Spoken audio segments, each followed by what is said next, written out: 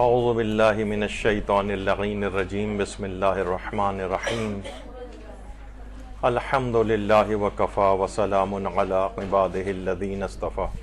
درود بھیجیے.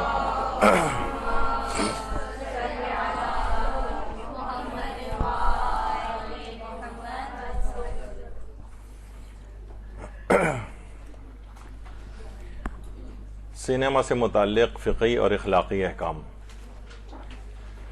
جیسا کہ آپ سب کے علم میں ہے کہ یہاں پر جو مورد ابتلا مسائل ہیں ان پر ہماری گفتگو ہوتی ہے، اور بہت سے افراد کو ایک لحاظ سے اعتراض ہوتا ہے کہ آپ بہت اختصار کے ساتھ اس میں گفتگو کیا کریں، ہاں نہیں میں جواب دے دیا جائے، جبکہ اسی دوران کتنے ہی ضمنی مسئلے جن کو الگ سے بیان کرنا بہت مشکل ہوتا ہے اسی ہیڈنگ کے ذیل میں ہم بیان کرتے ہیں. اس وجہ سے ایک دفعہ گفتگو اچھی طریقے سے آپ کے سمجھ میں آ جائے اور اس میں پیش آنے والے جتنے بھی ضمنی مسائل ہیں وہ بھی سب ہم اسی کے اندر بیان کر دیتے ہیں. سینما آج کل یہ بہت زیادہ پوچھا جانے لگا ہے، اور چھوٹے اور بڑے سینما یہاں پر کراچی شہر کے اندر بہت زیادہ کھلتے چلے جا رہے ہیں، فیملیز وہاں پر جاتی ہیں. تو یہ مسئلہ اکثر زیر بحث آتا ہے، پوچھا جاتا ہے، اور جب فتاوے کھول کے دیکھے جاتے ہیں تو کچھ کنفیوژن والی باتیں ان کو سامنے آتی ہیں. تو اب آپ دیکھیں گے کہ اس کے کتنے پہلو ہیں، اور اگر ایک لائن میں اگر اس کا جواب بتایا جائے تو وہ لوگوں کو سمجھ میں نہیں آتا ہے. جیسے عام طور پر گانے اور موسیقی کے فقہی احکام لوگ پوچھتے ہیں کہ فلاں چیز گانا ہے یا گانا نہیں ہے، تو ایک لائن میں اس کا جواب اگر دے بھی دیا جائے تو لوگوں کو سمجھ میں نہیں آتا ہے. تو بعض اوقات ہمیں یہاں پر 1.5 2 گھنٹے کے 3 گھنٹے کے کئی لیکچرز اس پہ لینے پڑے ہیں کہ آخر اسے کیسے سمجھا جائے. قوالی کے متعلق کیا حکم ہے، اور فلاں چیز کے متعلق کیا حکم ہے، فلاں ترانے کے متعلق کیا ہے، اور قومی ملی نغموں کے متعلق کیا ہے. تو اس طرح سے کر کے بہت ساری چیزیں آتی ہیں. تو سینما سے متعلق فقہی اور اخلاقی احکام. دیکھیے، سب سے پہلی بات تو یہ ہے کہ اب کچھ ضمنی چیزیں میں آپ کے سامنے پیش کرتا جا رہا ہوں. دیکھیے، سب سے پہلی بات یہ ہے کہ جب آپ فقہی مسئلے سینما کے دیکھتے ہیں نا تو اس میں ایک جملہ آتا ہے کہ فی نفس ہی سینما جانے میں حرج نہیں. لوگ اس سے دھوکہ کھا جاتے ہیں، اور پھر کچھ شرائط بعد میں بیان ہوتی ہیں، اسے لوگ دیکھتے ہی نہیں ہیں. تو دیکھیے، کبھی ایسا ہوتا ہے کبھی کوئی چیز فی نفس ہی حرام ہوتی ہے، اور کبھی کسی وجہ کی وجہ سے حرام ہوتی ہے. مثلا شراب ہے، یہ فی نفس ہی حرام ہے. یعنی اگر کوئی شخص کہے کہ بھائی میں ایک بوند شراب اگر پیوں گا تو کون سا مجھے کوئی نشہ ہو جائے گا، تو جب نشہ نہیں ہو رہا تو میرے لیے جائز ہونی چاہیے. نہیں، کیونکہ اسے فی نفس ہی حرام قرار دیا گیا ہے، تو بہرحال اس کا نہیں کیا جا سکتا، چاہے وہ قطرہ ہی کیوں نہ ہو. اسی طریقے سے مثلا کتا یا سور، یہ فی نفس ہی ان کا گوشت کھانا حرام ہے. اب اس کتے کو یا سور کو آپ 1000 سال تک بھی کسی بھی پاکیزہ پانی سے اس کو دھوتے رہیں اور اس کو تب بھی وہ ویسے کا ویسا ہی نجس رہے گا.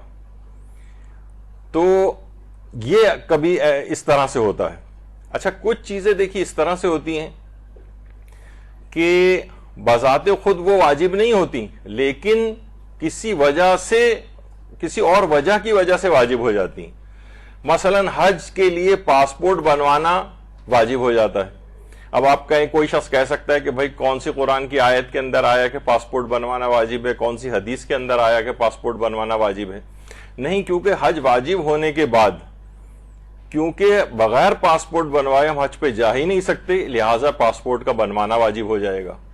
اگر مثلا بالفرض ویکسین لگوائے بغیر جو ہے وہ حج پر نہیں جا سکتے تو ویکسین کا لگوانا بھی واجب ہو سکتا ہے مثلا. تو یہ کیا چیزیں ہیں؟ یہ تمام مثلا حج کے لیے اپلیکیشن فارم بھرنا واجب ہو جائے گا. تو اگر کوئی کہے کہ بھئی یہ کس طریقے سے ہو رہا ہے، تو آپ کہیں گے کہ کیونکہ یہ مقدمہ بن رہا ہے اس واجب تک پہنچنے کا. جس طریقے سے واجب تک کو انجام دینے کا مقدمہ ہوتا ہے پاسپورٹ بنوانا، اسی طرح سے بعض اوقات حرام کام کے بھی مقدمے ہوتے ہیں. یعنی وہ کسی، اگر کوئی فی الحال کوئی چیز جائز بھی ہوتی ہے لیکن وہ آگے چل کر ایک مقدمہ بن رہی کسی حرام چیز کو انجام دینے کا، تو وہ چیز بھی حرام ہو سکتی ہے. اچھا، اسی طرح سے کہا جاتا ہے جیسے یہی سینما کہ جناب یہ فی نفس ہی یہاں پر دیکھیے اسلام نے کوئی ہمیشہ سے سینما تو نہیں تھے. مثلا کوئی شخص کہہ سکتا ہے بھائی قرآن کی آیت دکھائیے کہ سینما میں جانا کہاں حرام قرار دیا گیا ہے, حدیثوں میں بتائیے کہ سینما جانا میں کہاں حرام قرار دیا گیا ہے. تو ہم کہیں گے کہ اصل میں یہ فی نفس ہی وہاں پہ جانا حرام نہیں ہے. یعنی اس طرح سے شراب کا نام لے کے حرام قرار دیا گیا ہو, یہ جو حرام اور گناہ وہاں پر مجموعی طور پر انجام دیے جا رہے ہوتے ہیں وہ اگر وہاں پائے جا رہے ہیں تو اس وجہ سے حرام ہوتا ہے وہاں جانا. ابھی آگے چل کر اس کی تھوڑی سی ہم مثال دیں گے. جس کو کہا جاتا ہے ایک ہوتا ہے حرام نفسی یا حرام ذاتی یا حرام لے ذاتی ہی, یعنی جس کی ابھی میں نے آپ کو مثال دی جیسے شراب وغیرہ ہے, یعنی نفسی طور پر یہ حرام ہے, ذاتی طور پر یہ حرام ہے, چاہے کسی کو نشہ ہو یا نہ ہو, کیونکہ الخمر حرام لأنہم مسکرون, شراب حرام ہے کیونکہ اس میں نشہ پایا جاتا ہے. یعنی یہ نہیں کہا گیا کہ شراب حرام ہے کیونکہ اس سے نشہ ہوتا ہے. تو کوئی شخص یہ کہہ سکتا تھا کہ بھائی مجھ پہ تو ایک آدھ میں اگر اس کا گلاس پی لوں تو مجھے تو نشہ نہیں ہوتا ہے, تو میرے لیے جائز ہونا چاہیے. تو قرآن یہ تو احادیث میں آیا کہ شراب حرام ہے کیونکہ اس میں نشہ ہوتا ہے. اب چاہے آپ کو ہو یا نہ ہو نشہ اس کے اندر پایا جاتا ہے, لہٰذا آپ کے لیے جائز نہیں ہوگا اس کا پینا. اچھا, اسی طرح سے ایک چیز ہوتی ہے حرام غیری, جس کی ابھی ہم نے ویسے اپنے طور پر ابھی ہم نے اس کو ذکر کیا کہ جو کسی اور سبب اور وجہ اس کے اندر پائی جاتی ہے وہ ذاتی طور پر وہ چیز حرام نہیں ہے, اپنی وجوہات کی بنا پر وہ چیز حرام ہو سکتی ہے. اچھا, اب دیکھیے بہت ساری چیزیں ابھی آپ کے سامنے ہم چیزیں وہ کرتے جائیں گے پاسبلٹیز, تو آپ کا نا دماغ کھلے گا کہ چیزیں حلال اور حرام میں کیسے تبدیل ہوتی ہیں. کبھی دیکھیے کوئی رسم مباح ہوتی ہے لیکن مستحبات کا مجموعہ ہوتی ہے. مثلا جسے کہا جاتا ہے جیسے کنڈے. اب کوئی کہے کہ بھائی بتائیے قرآن کی کون سی آیت کے اندر کہا گیا ہے کہ کنڈے کی رسم کی جائے, آپ یہ بتائیے کون سی حدیث کے اندر کہا گیا ہے کہ کنڈے کی رسم کی جائے. لوگ عام طور پر اپنے طور پر کہہ دیتے ہیں کہ 27 رجب کے کنڈوں کا حکم چھٹے امام جعفر صادق علیہ السلام نے دیا ہے. اللہم صلی علی محمد.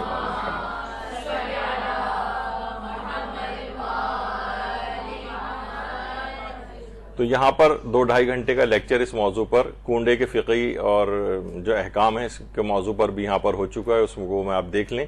تو اس کے اندر ہم نے یہ بات بیان کی تھی کہ فی نفس ہی ایک رسم بہت اچھی رسم ہے. یعنی اس کو ہم یہ نہیں کہیں گے کہ چھٹے امام نے یہ حکم دیا ہے, قرآن میں یہ حکم آیا ہے, اللہ نے حکم دیا ہے, رسول اللہ نے حکم دیا, نہیں, کسی جگہ ایسا نہیں. کچھ اس کی مصلحتیں ہیں وہ ہم نے اسی میں ڈسکس کی ہیں بہرحال. لیکن یہ رسم ایک آدھ چیز کو چھوڑ کر, مثلا بس اس کے اندر مکس گیدرنگ نہ ہو, بے حجابی نہ ہو, تو یہ رسم مستحبات کا مجموعہ ہے. یعنی اس کے اندر کیا ہے کہ مثلا مومنین کا آپس میں ملنا, مومنین کا ایک دوسرے سے گلے ملنا, مصافحہ کرنا, مومن کو شیرینی کھلانا, ان سب کے کتنے زیادہ ثواب بتائے گئے ہیں. آپس میں میل جول مومنین کا ہونا اور صلہ رحمی اس سے ہوتی ہے, اور اتنے سارے ہم نے اپنے اس لیکچر کے اندر تمام مستحبات بتائے تھے جو اس ایک رسم مباح کے پیٹ میں پائے جاتے ہیں. یعنی اب کہا جائے گا کہ یہ جو رسم ہے کنڈا, یہ ایک مباح رسم ہے, ایک لحاظ سے بہت اچھی چیز ہے, لیکن اس کے اندر مستحب چیزیں موجود ہیں. جس طرح سے کہا جاتا ہے دیکھیے کبھی کوئی رسم مباح ہوتی ہے لیکن حرام کاموں کا مجموعہ بن جاتی ہے.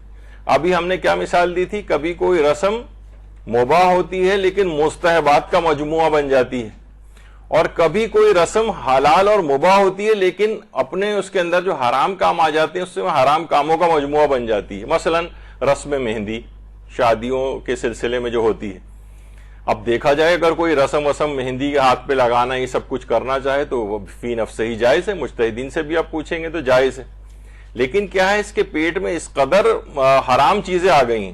اب بے حجابی بھی یہاں پر ہوتی ہے, اب یہاں پر گانا اور موسیقی بھی ہوتی ہے, اب یہاں پہ ڈانس بھی ہونے لگے ہیں, اور نہ جانے کتنے اس کے اندر حرام چیزیں آ گئی ہیں. تو اب یہ رسم جو ہے یہ تھی مباح, یہ تھی جائز, لیکن اس کے اندر اتنے سارے حرام کام آ گئے.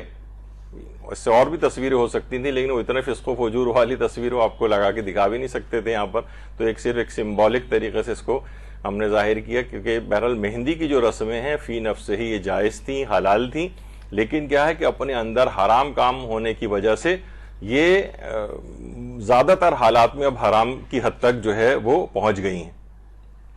اچھا اسی طرح سے کبھی کوئی عمل مستحب ہوتا ہے لیکن اس کے اندر ہزاروں واجبات چھپے ہوئے ہوتے ہیں. دیکھیے پہلے ہم نے کیا کہا کہ عمل مباح ہوتا ہے لیکن اس کے پیٹ میں بہت سارے مستحبات ہوتے ہیں. کبھی کوئی رسم مباح ہوتی ہے لیکن اس کے اندر بہت سارے حرام کام چھپے ہوتے ہیں جس کی وجہ سے وہ حرام ہو سکتی ہے. کبھی کوئی عمل مستحب ہوتا ہے لیکن اپنے اندر ہزاروں واجبات رکھتا ہے. جیسے کہا جاتا ہے، شیخ عبد الکریم حائری ہمارے عالم فرماتے تھے، عزاداری ایک ایسا مستحب ہے جو اپنے اندر ہزاروں واجبات رکھتا ہے. کتنی مجالس عزا ہوتی ہیں، اس میں کتنے عقائد حقہ بیان کیے جاتے ہیں، اس کے اندر کس قدر احکامات دین بیان کیے جاتے ہیں، اس میں کتنے اسلامی اخلاق کو بیان کیا جاتا ہے، اس میں کتنے لوگوں کے عقائد کی گتھیاں سلجھائی جاتی ہیں. یعنی اگر مجتہد سے پوچھیں کہ عزاداری کیا ہے، واجب ہے، مستحب ہے، کیا ہے، تو وہ کہے گا کہ عزاداری مستحب ہے لیکن یہ ایسا مستحب ہے جو اپنے اندر ہزاروں واجبات رکھتا ہے. تو دیکھیے یہ اس طرح سے ہوتا ہے. اب کہا جاتا ہے کہ جو ویسے فی نفس ہی جائز ہے سینما جانا، لیکن یہ اپنے اندر وہ سینکڑوں حرام چیزیں لیے ہوئے ہیں جو جن کا بھی ہم آگے چل کر ذکر کرنے والے ہیں. لوگ عام طور پر ہمیں جب کبھی کوئی مسئلہ اس لحاظ سے ان تمام ابھی جب کلیکٹیولی جب آپ ان سب چیزوں کو سنیں گی اور اس کا نتیجہ ہم یہ بتاتے ہیں کہ پاکستانی معاشرے میں مومنین کے لیے جانا جائز نہیں ہے، اس کی کچھ وہ تمام شرائط اگر اس میں پوری ہو جائیں جو بھی آگے چل کر ہم ذکر کریں گے تو لوگ ہمیں فوراً وہ فتویٰ لا کر دکھانے لگتے ہیں کہ یہ دیکھیے انہوں نے کہا ہے کہ فی نفس ہی جائز ہے، اور آگے جو شرطیں ہیں اس کو دیکھتے ہی نہیں کہ کیا ہے. تو فی نفس ہی یا ذاتی طور پر یعنی اس کے اندر کوئی حرج نہیں تھا، لیکن اس کے اندر جو حرام چیزیں آ گئی ہیں اس کی وجہ سے اپنے اندر اتنی زیادہ وہ منکرات لیے ہوئے، اپنے اندر اتنے حرام کام لیے ہوئے جس کی وجہ سے جانا جائز نہیں ہوگا.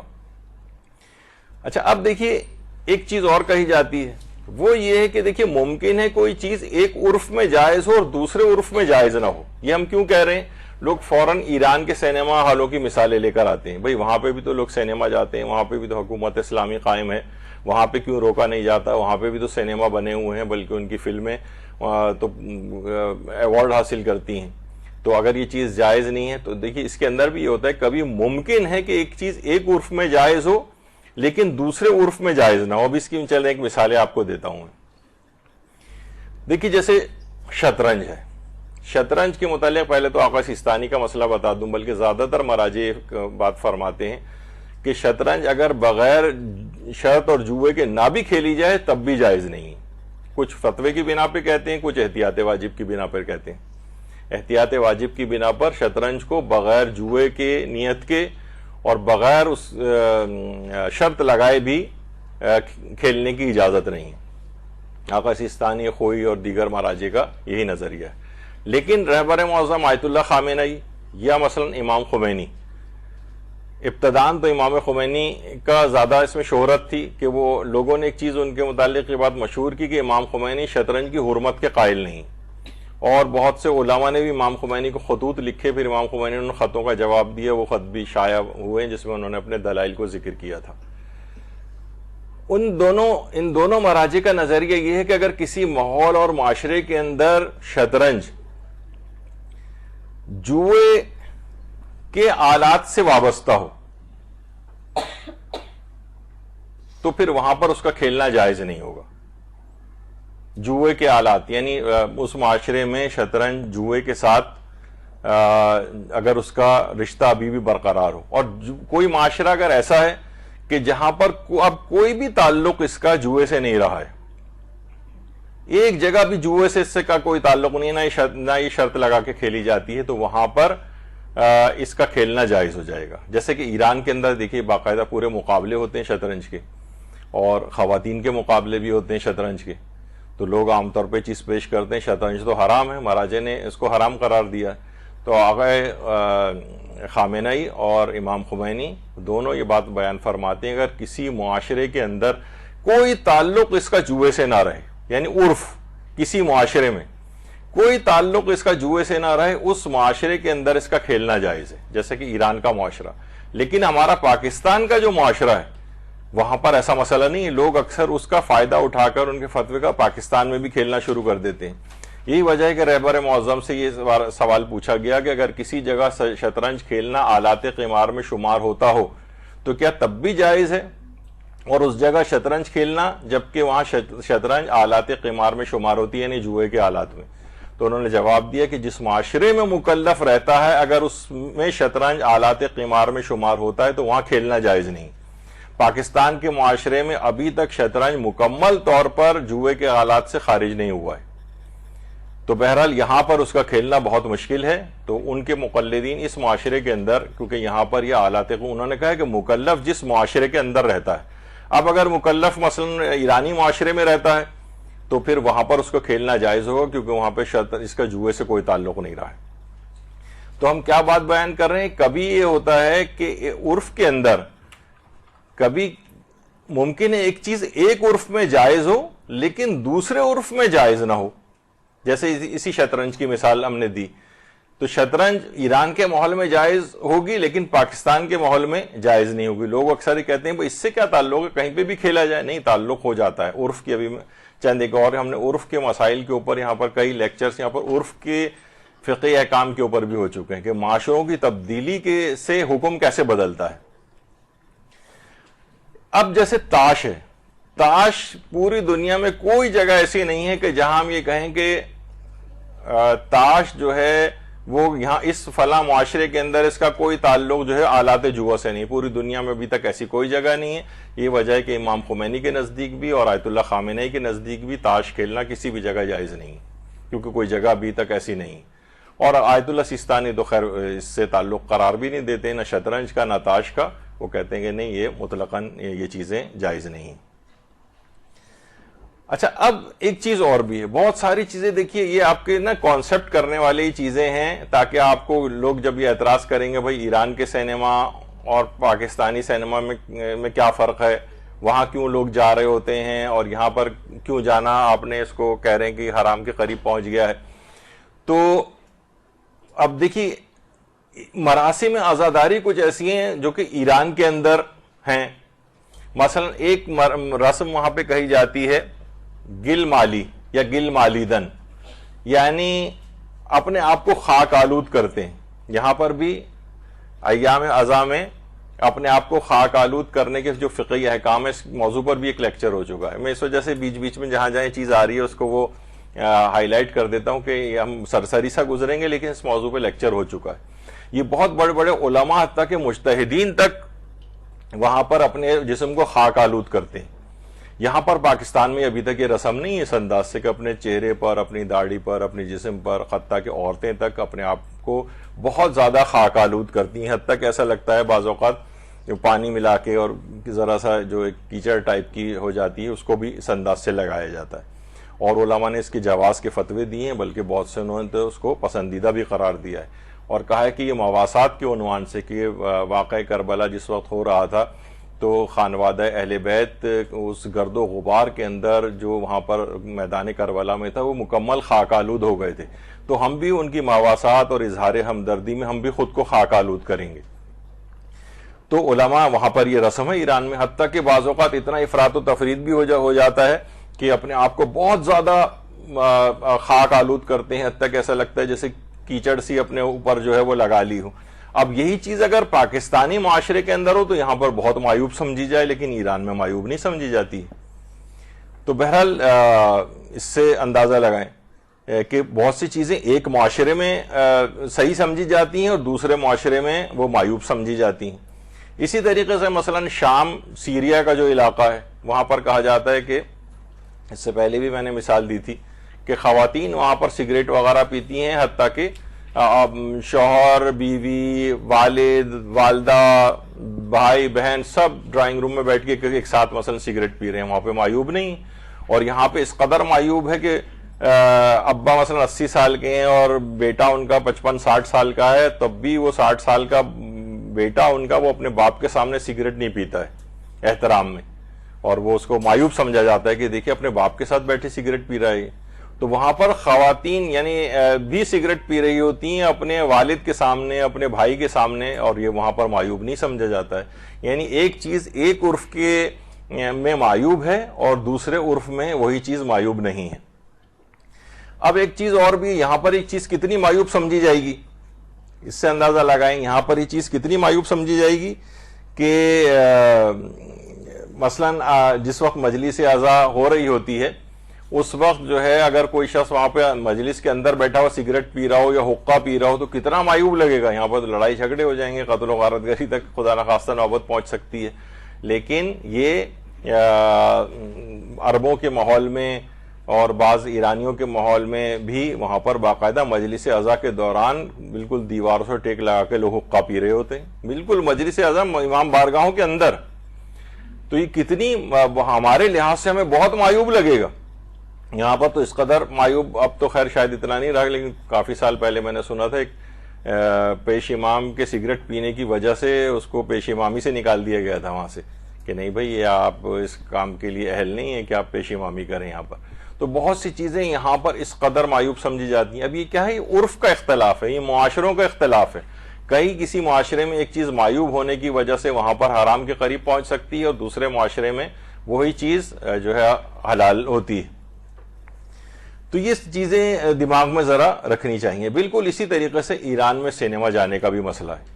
اب اگر مثلا ابھی ہم آگے چل کر ان کی بھی وہ چیزیں پیش کریں گے کہ ایران میں مثلا اگر کوئی شخص سینما جا رہا ہے اور وہاں پر بھی سینما بنے ہوئے ہیں اور وہاں پر بھی لوگ جاتے ہیں، لیکن اگر وہاں کوئی بھی اور حرام کام نہیں ہو رہا ہے، جیسے کہ عام طور پہ ہوتا ہے کہ فیملیز الگ الگ بیٹھی ہوئی ہیں، ان کے آپس میں ڈسٹنس بھی ہوتا ہے اور خواتین ساری باحجاب ہوتی ہیں، کوئی اس میں مخرب الاخلاق کوئی فلم نہیں ہوتی، کوئی فواہشات نہیں ہوتے، اس فلم کے اندر کوئی بےہودگی اور وہ نہیں ہوتی، یا مثلا کوئی اس میں حرام موسیقی نہیں بجائی جا رہی ہوتی. یعنی جتنی بھی اس کے اندر اور حرام چیزیں اگر یہ اس فلم کے اندر موجود نہیں ہیں تو پھر وہ والا جب ہی آپ دیکھیں گے کہ علماء اور مجتہدین شرطوں کو لگا کے کہتے ہیں کہ فی نفس ہی سینما جانا جائز ہے. ظاہر ہے وہ ایک ایک ملک کے اعتبار سے الگ الگ فتویٰ تو نہیں دیں گے، ان شرائط کو ذکر کر دیں گے، وہ شرطیں کہیں پہ بھی پائی جائیں. تو ایران کے ماحول کے اندر اس وجہ سے وہاں جانا جائز ہو سکتا ہے کہ وہاں پر ان فلموں کے اندر فواہشات کا فروغ نہیں ہوتا، عورتوں کی بے حجابی اس لحاظ سے نہیں دکھائی جا رہی ہوتی، یا سینما جانے والے افراد سارے اپنے اس کے اندر ہوتے ہیں، اسلامی لباس میں ہوتے ہیں، کوئی وہاں پر عورتیں بے حجاب نہیں ہوتی ہیں، کوئی عورتوں مردوں کا اس انداز کا مخلوط نہیں ہوتا کہ بالکل جس طرح یہاں پر ایک دم جیم پیک طرح سے جو ہے بے حجابانہ لوگ بیٹھے ہوئے ہوتے ہیں. یعنی وہ منکرات اگر شرائط نہ ہوں تو پھر اس معاشرے کے اندر جانا جائز ہو سکتا ہے. لیکن یہ کیا یہی تمام شرطیں کیا پاکستانی سینما میں پائی جاتی ہیں؟ ابھی میں وہاں کے منکرات جو ہے آپ کی خدمت میں آگے چل کر پیش کروں گا. اچھا، اب دیکھیے سب سے پہلی بات ایک اور بھی دماغ میں ضرور رکھنی چاہیے کہ احکام شریعت میں ایرانی اور غیر ایرانی چیز ہونے کا کوئی فرق نہیں. یہ تو ہم نے ویسے ہی آپ کے سامنے چیز پیش کی جس میں وہ شرطیں نہیں تھیں، ورنہ ایران لوگ کہتے ہیں بھائی ایران میں بھی تو ہوتا ہے، تو ایران میں کسی چیز کا ہونا یہ کوئی شرعی دلیل نہیں بنتی ہے. خود آیت اللہ خامنہ فرماتے ہیں، جو دوسرا مسئلہ نیچے ہے، کہ سازمان، ان سے پوچھا گیا کہ کچھ کیسٹس یہاں پر ریلیز ہوتے ہیں، اس میں سازمان تبلیغات اسلامی یا کسی اسلامی ادارے کی طرف سے وہ ویریفائیڈ ہوتے ہیں وہ کیسٹس، تو کیا ان کا سننا جائز ہے جبکہ اس کے اندر کچھ موسیقی کی آوازیں بھی آ رہی ہیں؟ تو آیت اللہ خامنہ نے اپنے فتوے میں ذکر کیا سازمان تبلیغات اسلامی یا کسی اور اسلامی ادارے کی جانب سے بعض کیسٹس کو جائز قرار دینا شرعی دلیل نہیں. لہو اور گناہ کی محفل سے شباہت رکھنے والے طرب آور جو آلات موسیقی کے جو آلات ہیں ان کا استعمال کرنا جائز نہیں. یعنی وہ فرما رہے ہیں کہ اس میں یہ فرق نہیں ہے کہ کوئی ادارے نے اس کے اوپر اسٹیمپ لگا دی ہو کہ یہ چیز ہے تو وہ جائز ہو جائے گی. یہ دیکھنا پڑے گا آپ کو خود کہ اس کے اندر وہ حرام شرطیں آ تو نہیں رہی ہیں. یعنی انہوں نے کہا یہ کوئی شرعی دلیل نہیں ہے کہ مثلا حکومت اسلامی کے کسی ادارے جو صدا و سیما یا جو وہاں پر سازمان تبلیغات اسلامی یا کوئی اور اسلامی ادارہ ہے اس کی اگر اسٹیمپ لگی ہو. جیسے آغا سستانی سے پوچھا جاتا ہے کہ جناب اگر کسی کافر ملک سے کوئی گوشت آیا ہوا ہے اور اس پر حلال گوشت کی سٹیمپ لگی ہوئی ہے، تو انہوں نے کہا حلال لکھا ہونے سے تھوڑی کوئی فرق پڑتا ہے کہ وہ حلال ہو جائے گا، بلکہ شرعی طور پر آپ کو یقین ہونا چاہیے کہ اسے شرعی اسلامی اصولوں کے مطابق ذبح کیا گیا ہے، یا یہ کسی اسلامی ملک سے آیا ہے۔ کافر ملک سے آیا ہو، چاہے اس کے اوپر اسلامی یا حلال گوشت لکھا ہوا ہو، تب بھی اس اسٹیمپ سے کوئی فرق نہیں پڑتا ہے۔ تو دیکھیے یہ بہت ساری چیزیں اس انداز سے ہوتی ہیں کہ لوگ اس کو نہیں سمجھ رہے ہوتے ہیں، اور وہ کہتے ہیں کہ بھئی ایران میں بھی تو ایسا ہوتا ہے، تو خود آیت اللہ خامنہ فرما رہے ہیں کہ نہیں، اس سے فرق نہیں پڑتا، سازمان تبلیغات اسلامی ہو یا اسلامی ادارہ ہو، وہ اگر کسی کو جائز قرار دے یا مجاز یا سرٹیفائیڈ کرے تو یہ کوئی شرعی دلیل نہیں ہے۔ آپ کو خود ہی دیکھنا پڑے گا کہ یہ چیز اس میں کوئی لہو و لعب یا حرام موسیقی وغیرہ تو نہیں آ رہی ہے اس کے اندر۔ اچھا، اسی طرح سے اس میں بھی واضح طور پر ان سے پوچھا گیا کہ ایرانی جو ایک فوک میوزک ہوتا ہے، تو آقا خامنہئی نے فرمایا کہ اگر عرف کی نگاہ میں موسیقی لہو و لعب سے مناسبت رکھتی ہے، یعنی حرام محفلوں سے، تو مطلق حرام ہے، اور اس کے حرام ہونے میں ایرانی اور غیر ایرانی موسیقی، کلاسیکل اور غیر کلاسیکل موسیقی میں کوئی فرق نہیں۔ یعنی اگر وہ لہو و لعب کے طور طریقے کے پر وہ موسیقی ہے تو اس سے فرق نہیں پڑتا ہے کہ وہ ایرانی ہو یا غیر ایرانی ہو، پاپ ہو یا کلاسیکل ہو، اس سے کوئی فرق نہیں پڑتا۔ تو یہ ایک لوگوں کے دماغ میں اس لحاظ سے نکل جائے کہ ایران میں بھی تو ہوتا ہے، تو ایران میں ہونا، کسی چیز کا ہونا، یہ کوئی دلیل شرعی نہیں ہے، حتیٰ کہ وہاں کے کسی ادارے سے سرٹیفائیڈ ہونا یہ بھی دلیل شرعی نہیں ہے۔ آپ کو خود اپنے طور پر تحقیق کرنی پڑے گی کہ یہ چیز لہو و لعب یا محفل گناہ اور حرام محفلوں سے مطابقت رکھتی ہے یا نہیں رکھتی ہے۔ خود رہبر معظم آیت اللہ خامنہئی کے فتوے ہیں، جو خود ولی فقیہ ہیں ایران میں، تو بہرحال ان کی اپنی حکومت ہے، لیکن وہ پھر بھی فرماتے ہیں کہ ظاہر ہے ہر چیز ان کے اس لحاظ سے کنٹرول میں بعض اوقات رکھنا مشکل ہے، ادارے لوگ چلا رہے ہوتے ہیں، تو وہاں پر ہو سکتا ہے کہ بہت سی چیزوں کے اندر صحاب ہو جائے، کچھ ہو جائے، تو وہ کوئی شرعی دلیل نہیں بنے گی۔ اچھا، اب اس دیکھیے مختلف جو ہم پہلو پیش کر رہے ہیں، ممکن ہے کسی جگہ فی نفس ہی جانا جائز ہو، فی نفس ہی جانا جائز ہو، لیکن مقام تہمت کی وجہ سے جانا جائز نہ رہے۔ دیکھیے ایران میں ممکن ہے کہ، یا خود پاکستان میں بھی دیکھیے، یعنی فی نفس ہی، جیسے آپ نے کہا کہ سینما جانا جائز ہے۔ اب مثلا کوئی بھی ہو سکتا ہے کہ ہم وہاں کرکٹ میچ لگا ہوا ہے، مثلا لوگوں کو پتہ ہی نہیں، اور ہم مثلا آپ خدا نہ خواستہ جو ہے مجھے دیکھیں کہ میں جو ہوں سینما سے نکل رہا ہوں، اب آپ تفصیل میں تو نہیں جائیں گی کہ یہاں پر کون سی فلم لگی ہوئی تھی کہ جائز تھی یا نہیں تھی، یا میں کان میں اپنے روئی ٹھوس کے وہاں بیٹھا ہوا تھا، یا کالے رنگ کا چشمہ میں نے لگایا ہوا تھا اندر کہ مجھے کوئی فلم میں مناظر نظر نہیں آ رہے تھے۔ آپ کو کوئی تفصیل آپ نے نہیں دیکھی، آپ جب مجھے اس جگہ سے لوگوں کے ساتھ نکلتا ہوا دیکھیں گے اور آپ کی گاڑی سامنے سے گزر رہی ہوگی مثلا سینما کے، تو آپ بغیر کسی تفصیل میں جائے بغیر آپ یہ کہہ دیں گی کہ ارے یعنی یہ دیکھیے یہاں پر آ کر درس دیتے ہیں اور یہ سینما سے فلم دیکھ کے نکل رہے ہیں، یہ کس طرح کے منافق جو ہے یہ شخص ہے۔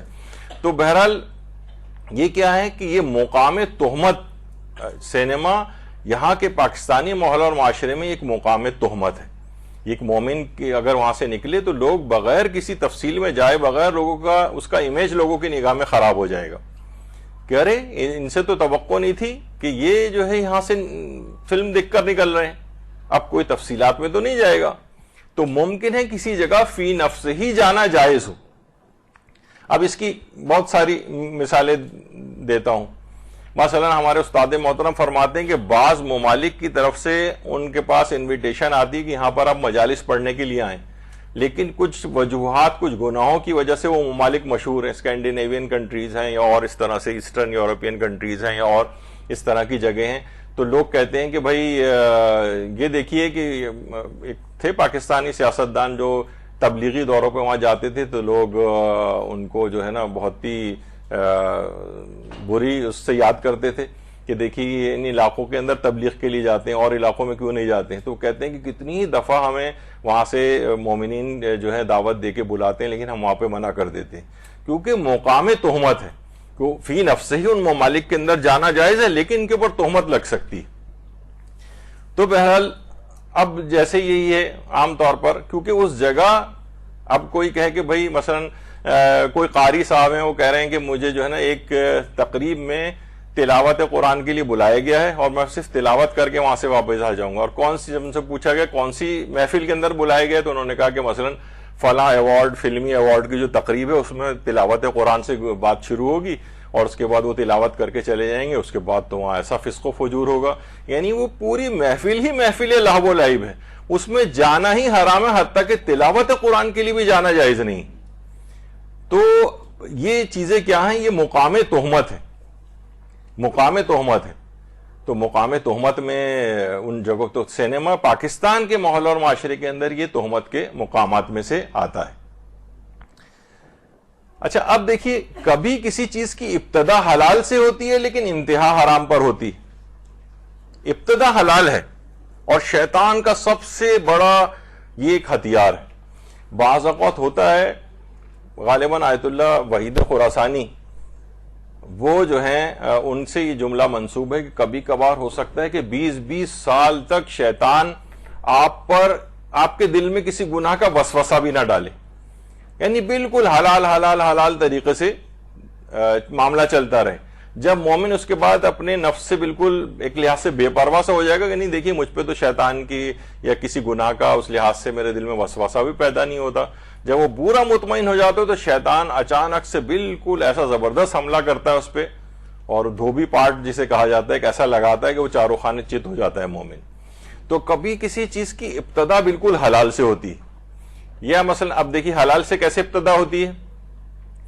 مثلا اسکولز جو ہیں کہتے ہیں کہ ہم کارٹون فلم مثلا لائن کنگ دکھانے کے لیے لے جا رہے ہیں. اس میں کون سا، لوگ ہم سے اکثر آ کر پوچھتے ہیں کہ بھائی وہ تو اس کے اندر کوئی فسق و فجور، کوئی حرام، کوئی گناہ، کوئی بے حجابی، تو کارٹون فلم ہے اور جانوروں سے متعلق ہے اور پورا اسکول ہی جا رہا ہے تو بچہ بھی وہاں جا کر دیکھ لے گا. ابھی ہم آگے چل کے اس کے نقصانات ذکر کریں گے کہ یہ ابتدا حلال سے ہو رہی ہے. ابھی شیطان دانہ ڈال رہا ہے. آپ نے دیکھا ہے نا، جو چڑیوں کو جب وہ دانہ شکاری پھانسنا چاہتا ہے تو کیا کرتا ہے، ایک جال لگا دیتا ہے اور وہاں دانہ بکھیر دیتا ہے. اب وہ تو بیچاری اپنے طور پر وہ دانہ کھانے آ رہی ہیں، اس کے اندر کوئی ویسا پہلو بھی نہیں ہے، لیکن اچانک سے بس اس کے اوپر وہ پھنس جاتی ہیں اس کے اندر آ کر.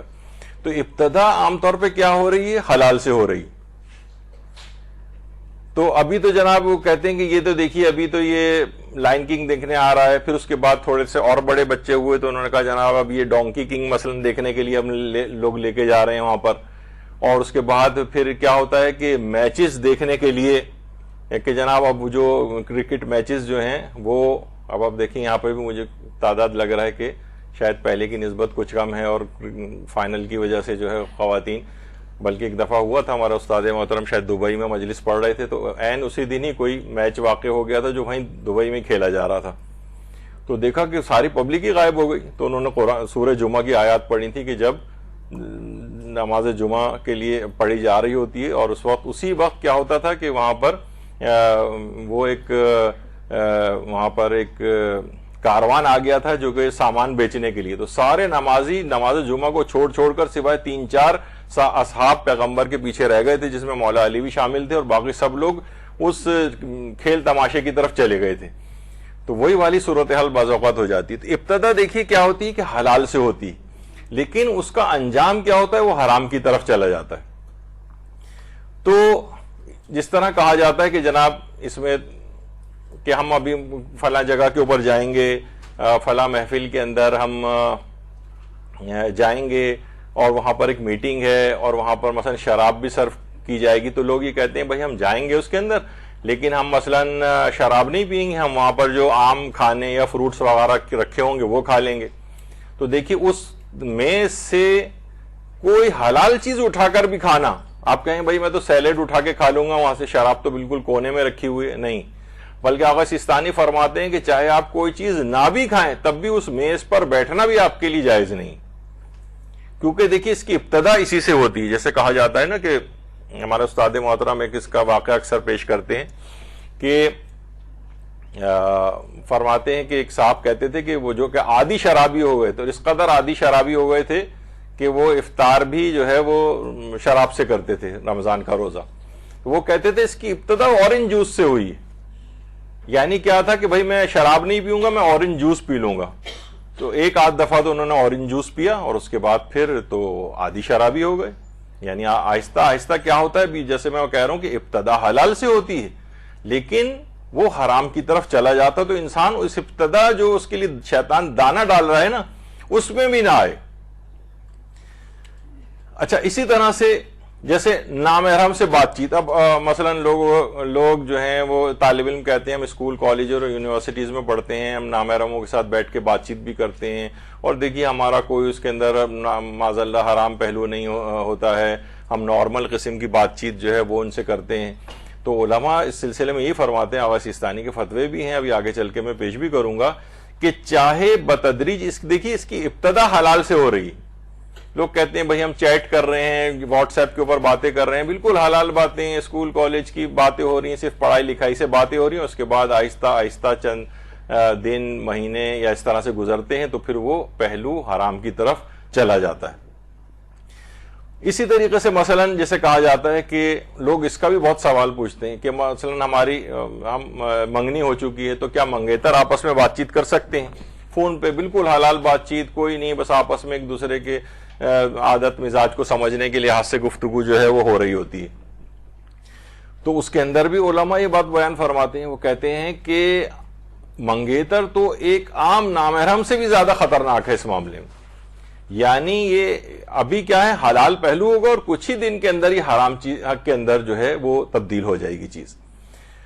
تو اس کی مثال اس شعر سے دی جاتی ہے، علماء اس میں بڑا اچھا ایک چیز پیش بھی کرتے ہیں، مگس کو باغ میں جانے نہ دیجو کہ ناحق خون پروانے کا ہوگا۔ یہ بہت بہترین ہے اس بات کو سمجھنے کے لیے۔ مگس کہتے ہیں شہد کی مکھی کو، کہتے ہیں شہد کی مکھی کو باغ میں نہیں جانے دیں، اگر شہد کی مکھی باغ میں چلی گئی تو پروانے جل کے مر جائیں گے۔ لوگ کہتے ہیں بھائی اس کا کیا تعلق ہے؟ دیکھیے تعلق کیا ہے، شہد کی مکھی جب باغ میں جائے گی تو پھولوں پہ بیٹھے گی، پھولوں پہ بیٹھے گی تو ان کا رس چوسے گی، رس چوسے گی تو اس سے شہد بنے گا، شہد سے موم بنے گا، موم سے موم بتی بنے گی، موم بتی کو جب جلایا جائے گا تو پروانے آئیں گے، جل کے مر جائیں گے۔ پروانوں کو جلنے سے بچانا ہے تو شہد کی مکھی کو باغ میں نہیں جانے دیجیے۔ یعنی مسئلہ کہاں سے شروع ہوا؟ یعنی یہ بظاہر ہی سب ہم کہہ رہے ہیں کہ حلال چیزوں سے چیز شروع ہوتی ہے، تو ابتدا ہی کے اندر اس کو روکنا ہوتا ہے کہ بعد میں حرام کے اندر چیز تبدیل ہو جائے گی۔ پروانوں کو جلنے سے بچانا ہے تو شہد کی مکھی کو باغ میں نہیں جانے دینا ہے۔ یعنی اگر آپ کو بہت سارے حراموں سے اپنے آپ کو بچانا ہے تو سینما یا اس طرح کی فسق و فجور کی جگہ ان کے اندر جانے سے بھی احتراز کرنا پڑے گا کہ اس کے اندر جو منکرات اور چیزیں وہ بھی ہم آگے چل کر آپ کو ذکر کریں گے۔ تو یہ ایک اس لحاظ سے ایک سمجھنے والی چیز ہے، ہم چاہ رہے ہیں کہ اس میں آپ کے کانسیپٹ بھی جو ہے وہ کلیئر ہوتے جائیں۔ اب دیکھیے جب میں ایک آدھ دفعہ اور بھی اس مثال کو پیش کر چکا ہوں اور اس سے بالکل ہی ڈائریکٹلی لنکڈ بھی ہو گئی ہے۔ اب تو وہ پاکستان جب نیا نیا بنا تھا اس وقت تو فلم انڈسٹری کوئی ہماری اتنی ترقی نہیں ہوئی تھی جتنی اب ہو گئی ہے۔ ترقی اس کو کہیں یا بعض اوقات ہوتا ہے نا کہ کہا جاتا ہے بھائی فلاں صاحب بہت پہنچے ہوئے ہیں، تو لوگ کہتے ہیں کہ بھائی کہاں پہنچے ہوئے ہیں، یعنی اعلیٰ علیین پہنچے ہوئے ہیں یا اسفل سافلین میں پہنچے ہوئے ہیں۔ تو یہاں پہ بھی ایک ترقی کون سی والی ترقی ہے یہ؟ جب ہی کہا جاتا ہے کہ جنت میں درجات ہیں اور دوزخ میں درکات ہیں، دوزخ میں درجے نہیں ہیں، وہاں درکا ہے، نیچے کی طرف سٹیپس ہیں۔ تو پاکستان میں کیا ہوا کہ دو فلمیں اس زمانے میں آئی تھیں، ایک کا نام تھا اللہ اکبر اور ایک تھی سبحان اللہ۔ اچھا اس کے اندر اس میں کوئی بے حجابی نہیں تھی، بلکہ شاید کوئی عورت ہی نہیں تھی، یعنی وہ خالص مردانہ فلم تھی اور اس میں خانہ کعبہ اور یہ سب چیزیں دکھائی گئی تھیں۔ تو لوگوں نے کہا، اچھا سینما میں لگی تھی، لوگوں نے جو ہے وہ علماء سے دریافت کیا کہ آپ یہ بتائیے کہ کیا اس فلم کو دیکھنے کے لیے سینما جا سکتے ہیں؟ تو اس زمانے میں علماء نے بڑا حکیمانہ جواب دیا، کہا کہ اگر وہ افراد کے جو کہ عام طور پر سینما حرام فلمیں دیکھنے جاتے ہی ہیں وہ اس فلم کو دیکھنے چلے جائیں، ضرور جائیں، اور جو کبھی کوئی فلم دیکھنے نہیں گیا وہ اس فلم کو دیکھنے بھی نہ جائے۔ کہ دیکھیے وہ جو حرام فلمیں دیکھنے جاتے ہی تھے وہ ویسے بھی جائیں گے تو وہ اس فلم کو بھی دیکھنے چلے جائیں۔ کہا جاتا ہے نا خانہ کعبہ پہ نگاہ پڑ جاتی ہے تو آدمی بالکل تبدیل ہو جاتا ہے، وہ ہو سکتا ہے کہ اس کے اندر ایک اسلامی وہ چیز پیدا ہو جائے، اور وہ جو ہے تو ایسے افراد دیکھنے چلے جائیں اس کو۔ لیکن جو کبھی سینما نہیں گیا وہ اس فلم کو بھی دیکھنے نہ جائے، وہ اس ماحول اور اس ایٹماسفیئر سے متاثر ہو جائے گا کیونکہ اندر جا کر، جو کبھی بھی نہیں گیا وہ ابھی بھی نہ جائے۔ تو تو یہ اسی بات کو دماغ میں رکھتے ہوئے انہوں نے کہی تھی یہ بات کہ انسان اس ایٹماسفیئر، اس جگہ، یعنی اس طرف قدم بھی آگے نہ بڑھائے کہ جو بعد میں کبھی اس کے لیے پشیمانی کا جو ہے وہ باعث بنے۔ تو دیکھیے ابھی جیسے ہم نے کہا کہ ابھی کیا ہے کہ شیطان کارٹون فلم دیکھنے کے بہانے لے جائے گا آپ کو، کبھی آپ کو کرکٹ میچ دیکھنے کے بہانے لے جائے گا، تو سمجھ جائیں کہ شیطان آہستہ آہستہ دانا ڈال کر آپ کو لے جا رہا ہے۔ اب یہ حلال چیزیں پیش کر رہا ہے، دیکھیے یہ حلال، یہ حلال، یہ حلال، اور اس کے بعد پھر ایک دم سے آپ کو پھر یہ حرام دیکھنے کی ضرور لے کر جائے گا۔ کل یہ لازمی آپ کو حرام فلم دکھانے کے لیے لے کر جائے گا۔ ابھی تو یہ حلال ہے، ابھی تو جناب ڈان آف اسلام دیکھنے کے لیے لے جائے گا آپ کو، لیکن کیا ہوگا پھر یہی تمام افراد پھر جب اس ماحول سے متاثر ہو جائیں گے تو اب یہ پھر حرام فلم دیکھنے بھی وہاں پر جائیں گے۔ کہا جاتا ہے نا کہ دیکھیے ابتدائی میں اس کو جیسے کوئی ڈیم ہو، پانی کا بند جو باندھا جاتا ہے، اس میں ایک سوراخ ہو جائے تو کیا ہوتا ہے کہ وہ سوراخ آہستہ آہستہ بڑا ہوتا ہے یہاں تک کہ ڈیم ٹوٹ جاتا ہے، پورے علاقے سیلاب آ جاتے ہیں۔ لیکن ابتدا ایک دم سے ایسا نہیں ہوتا کہ پورا ڈیم ایک دم سے پھٹ جائے، کیا ہوتا ہے ابتدائی طور پر سوراخ ہوتا ہے ایک چھوٹا۔ جب بھی ہمارے علماء اس کی ایک مثال بھی دیتے ہیں کہ جنگ خندق جب ہو رہی تھی تو خندقیں کھود دی گئی تھی، تو عمر ابن عبدود اس جگہ پر کہ جہاں خندقوں کی کھدائی ذرا کم تھی، اس کی چوڑائی، وہاں سے چھلانگ لگا کر مسلمانوں کی طرف آ گیا تھا۔ یعنی بڑی جگہ سے چھلانگ نہیں لگائی، جو چھوٹی مختصر جگہ تھی جہاں چوڑائی کم رہ گئی تھی کسی وجہ سے، وہاں سے چھلانگ لگا کے اندر آیا ہو۔ تو علماء اس کی ایک مثال بھی بہت اچھی ہمارے استاد محترم بیان کرتے ہیں کہ بعض اوقات شیطان کو اندر آنے کا رستہ نہیں ملتا ہے کسی گھر میں، تو وہ دیکھتا ہے کہ اس گھر میں سب سے کمزور آدمی کون سا ہے، یعنی جو دین کے اعتبار سے کمزور ہو، اس کے تھرو وہ اس گھر کے اندر نقب لگاتا ہے آ کر۔ تو گھر میں جب ہی یہ وجہ ہے کہ کوئی شخص اپنے ذاتی طور پر اپنے آپ کو یہ نہ سمجھے کہ میں بہت مذہبی ہو گیا ہوں، میں بہت اچھی نمازیں پڑھنے لگا ہوں اور میں بڑا، یعنی تمہارا گھر شیطان کا گھر بن جائے گا اگر ایک بھی تم نے ان لوگوں کی تربیت نہیں کی جو گھر میں افراد، جس طرح عمر ابن عبدود اس چھوٹی سی جگہ کو دیکھ کر کہ جہاں پر چوڑائی خندق کی کم رہ گئی تھی وہاں سے چھلانگ لگا کے آیا تھا، تو یہ بھی کسی ایسے ہی کمزور فرد کا انتخاب کرے گا اس گھر میں داخل ہونے کے لیے۔ تو ضروری ہے کہ تمام افراد تک اس پیغام اسلام کو پہنچا کر ان کو اسلام پر عمل پیرا کرایا جائے تاکہ سب لوگ مل کر، ورنہ پورا ایک ایسا کوئی کمزور شخص گھر میں ہوتا ہے تو وہ پورے گھر کا ماحول خراب کرتا ہے اور مسائل کھڑے کرتا ہے۔ تو بہرحال یہ دیکھیے اس طرح سے ہے۔ تو ایک اور بھی چیز ہے کہ دیکھیے کبھی بھی لوگ کہتے ہیں بھائی ہمیں صرف یہ بتائیے جائز ہے یا جائز نہیں، اتنی ساری شرطیں وغیرہ نہیں بتائیں، اور یہ بھی نہ بتائیں کہ یہ احتیاط کریں وہ احتیاط کریں، سیدھی سیدھی بتائیں۔ تو ہم یہ کہتے ہیں بھائی کھائی کے قریب قریب چلنے کی آپ کو کیا ضرورت ہے، کیونکہ دیکھیے کوئی کھائی کے بالکل قریب کنارے کنارے چلے گا تو چلنا جائز ہے، چلیے اس میں کون سا آپ، لیکن کہیں پہ بھی آپ کا پاؤں ذرا سا سلپ ہوا تو آپ سیدھے اس کھائی کے اندر جا کر گریں گے۔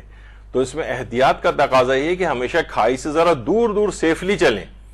تو یہ سب چیزیں جو ہیں جو آپ کبھی فی الحال بہت سارے بہانے بازیاں کر کے کہ یہ ہے تو کارٹون فلم ہے تو فلاں صرف میچ ہی تو ہے اور اسکول ہی تو جا رہا ہے تو فلاں، یہ آپ کو اس طرف لے جائے گا، یہ آپ کھائی کے کنارے چل رہے ہیں، یہ آپ کو لازمی ایک وقت میں حرام کام کی طرف لے کر جائے گا۔ دیکھیے ایک چیز اور بھی کہی جاتی ہے نا کہ دیکھیے مستحبات اور مکروہات پر جو عامل شخص ہوتا ہے وہ واجبات اور حرام جو چیزیں ہیں ان کے احکام پر بھی عامل ہوتا ہی ہے۔ یعنی اگر کوئی شخص مستحبات کو بہت زیادہ عمل کرتا ہو تو لا محالہ اس کا یہ لازمی نتیجہ ہوگا کہ واجبات پہ بھی عمل کرتا ہوگا، اور جو شخص جو ہے وہ مکروہات سے بھی اپنے آپ کو بچاتا ہوگا تو یہ بھی ایک اس کے دماغ، یعنی آپ خود سوچ سکتی ہیں کہ وہ حرام سے بدرجہ اولا اپنے آپ کو بچاتا ہوگا۔ یعنی مستحبات اور مکروہات پر عامل ہونا یہ آپ کو خود بخود اس کے اندر اس بات کا انڈیکیشن ملتی ہے کہ شخص واجبات اور حرام کا بھی پابند ہے۔ مثلا اگر کوئی شخص نمازوں کے اول اوقات میں ان کو پڑھنے کا عادی ہے تو بہت مشکل ہے کہ اس سے کوئی نماز قضا ہو۔ یہ تو اتنا عادی ہے نمازوں کا کہ اول اوقات میں پڑھتا ہے تو قضا کہاں کرے گا۔ لیکن اگر کوئی شخص تاخیر سے نماز پڑھنے کا عادی ہے، بالکل آخری وقت میں 10 منٹ رہ جاتے ہیں تو یہ بھاگم دوڑ میں اس سے بہت امکانات ہوں گے کہ کسی نہ کسی وجہ سے اپنی نمازوں کو قضا کرے گا۔ تو محتاط رہنا ہمیشہ آپ کو اس سے بچاتا ہے۔ تو یہ جو برائی کی جگہ ہیں ان سے بھی انسان جتنا زیادہ محتاط رہے اور حلال چیزوں کے لحاظ سے بھی وہاں پر نہ جائے، یعنی یہ شیطان گویا ایک لحاظ سے آپ کو دانہ ڈال کر لاتا جا رہا ہے۔ اچھا اسی طرح سے بہت سی چیزیں دیکھیے حلال کاموں کے لیبل لگا کر اس کے پیٹ میں حرام کام ہوتے ہیں. لیبل حلال کا لگا ہوا ہوتا ہے. مثلا آپ جب مجتہد کہتا ہے کہ دیکھیے وہاں پر ایک بھی گناہ نہ ہو, بہت سے لوگ یہ کہتے ہیں بھائی کوئی ہم کو دیکھیے کوئی گناہ نہیں کریں گے, ہم باحجاب ہو کر وہاں پر جائیں گے. ابھی میں آپ کے سامنے پوری لسٹ پیش کروں گا کہ جو وہاں پر سینما جانے میں جو چیزیں ہو سکتی ہیں. دیکھیے کبھی دیکھیے حلال و مباح حرام کاموں کا پیش خیمہ بن جاتے ہیں. یعنی وہ کام حلال ہیں. یہاں پر کافی سالوں پہلے اس موضوع پر ایک لیکچر بھی ہو چکا ہے کہ وہ کون سے حلال اور جائز کام ہیں جو حرام کاموں کا پیش خیمہ بنتے ہیں. تو اس کے اندر بھی ہم نے یہ بات ذکر کی تھی کہ مثلا دیکھیے اس کی میں مثال بھی دی تھی کہ جیسے راتوں کو دیر تک جاگنا یہ ایک حلال چیز ہے, آپ جتنی چاہیں رات کو دیر تک جاگیں, لیکن کیا ہے کہ یہ اس بات کا لازمہ بنے گا کہ اکثر آپ کی نماز فجر قضا ہو جائے گی. ہے بالکل حلال کام لیکن حرام کام کا پیش خیمہ بنے گا. مثلا لیٹ نائٹ جو شادیاں, اب تو خیر یہ اس کی وجہ سے آج کل جلدی بند ہو جاتا ہے, ورنہ لوگ 2-3 بجے تک وہاں بیٹھے رہتے تھے. اور بلکہ بہت سی جائز چیزیں جس میں ہم نے ایک دفعہ اس کا بھی پیش کیا تھا, شب شادی شب گناہن کبیرہ, یہ عنوان ہی تھا یہاں کے درس کا. یعنی اس کے اندر وہ تمام حرام کام پیش کیے گئے تھے کہ شادی جیسی ایک نیک تقریب, نکاح جس میں دعائیں قبول ہوتی ہیں, اس کو کس طرح سے اتنا زیادہ حرام کاموں کا ایک مجموعہ بنا دیا گیا. بے حجابی وہاں پر ہوتی ہے, فسق و فجور وہاں پر ہوتا ہے, مکس گیدرنگ وہاں پر ہوتی ہے, لوگ راتوں کو دیر سے وہاں سے جاتے ہیں, اگلے دن کی نماز فجر قضا ہوتی ہیں. بہت بڑی ایک لسٹ پیش کی گئی تھی. یعنی واقعتاً شب شادی یہ شب گناہن کبیرہ بن جاتی. تو پوری ایک لسٹ اس لحاظ سے جو شادی کی جو مراسم ہیں. اور دیکھیے ایرانی سینما بھی جیسے ہم نے کہا کہ اگر وہاں پہ بھی حرام یہ والے پہلو کسی جگہ پر آ رہے ہوں تو وہاں پہ بھی جانا حرام ہو جائے گا. یہ تو ہر شخص اپنے اس کے مطابق جو ہے وہ دیکھے گا. تو علماء یہ جو کہتے ہیں کہ اگر سینما جانے میں ایک بھی گناہ نہ ہو تو وہاں جانا جائز ہے. لیکن یہ مسئلہ اتنا سادہ نہیں.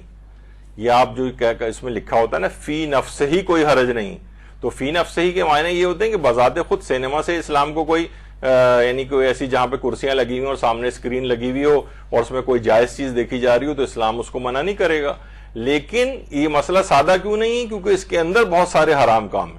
اب دیکھیے اس کے اندر سینما کے جو منکرات ہیں, یعنی جو اس کے اندر چھپی ہوئی حرام چیزیں ہیں جس کی وجہ سے وہاں جانا حرام ہو سکتا ہے, اس میں ایک تو چیز ہے کہ فواحشات کا فروغ. فواحشات کے فروغ کی جگہ ہے یہ سینما.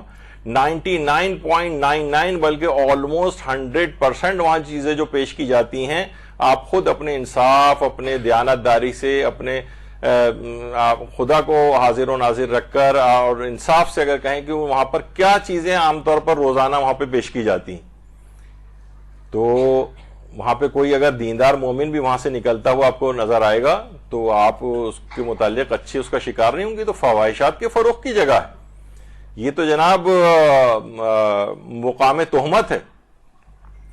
دیکھیے فحش چیزیں جو ہیں, یہ جو قرآن کی آیت بھی ہے کہ ان الذین یحبون ان تشیع الفاحشہ, یعنی وہ لوگ جو چاہتے ہیں کہ صاحبان ایمان میں فواحشات پھیلیں, ان کے لیے ایک دردناک عذاب ہے دنیا میں بھی اور آخرت میں بھی. لہم عذاب علیم ان الذین یحبون ان تشیع الفاحشہ, جو لوگ اس بات کو پسند کرتے ہیں کہ لوگوں میں فواحشات کا فروغ, تو یہ ان کے لیے کیا ہے, دنیا اور آخرت میں دردناک عذاب کی بشارت دی گئی ہے. تو بہرحال یہ سب چیزیں کیا ہیں, تو یہ فحاشی کو فروغ دینے کی ایک جگہ ہے. وہاں ہم جا رہے ہیں, ہم اس کو بڑھاوا دے رہے ہیں, ہم اس کو بڑا وہاں کے جا کر اس کا کراؤڈ بڑھا رہے ہیں اور اس طرح سے سب چیزیں, کیونکہ یہ اس کو کہا جاتا ہے کہ مقام تہمت ہے. جیسے میں نے ابھی سے کہا کہ دیندار مومن کی, اب چاہے مومن اپنے آپ کو اتنا اس نے ڈیگریڈ کر لیا, سوچے گا کہ بھئی اس میں کیا تہمت کی کون سی جگہ ہے, یعنی کیا ہو گیا اگر مجھے لوگ یہاں سے نکلتا دیکھ لیں.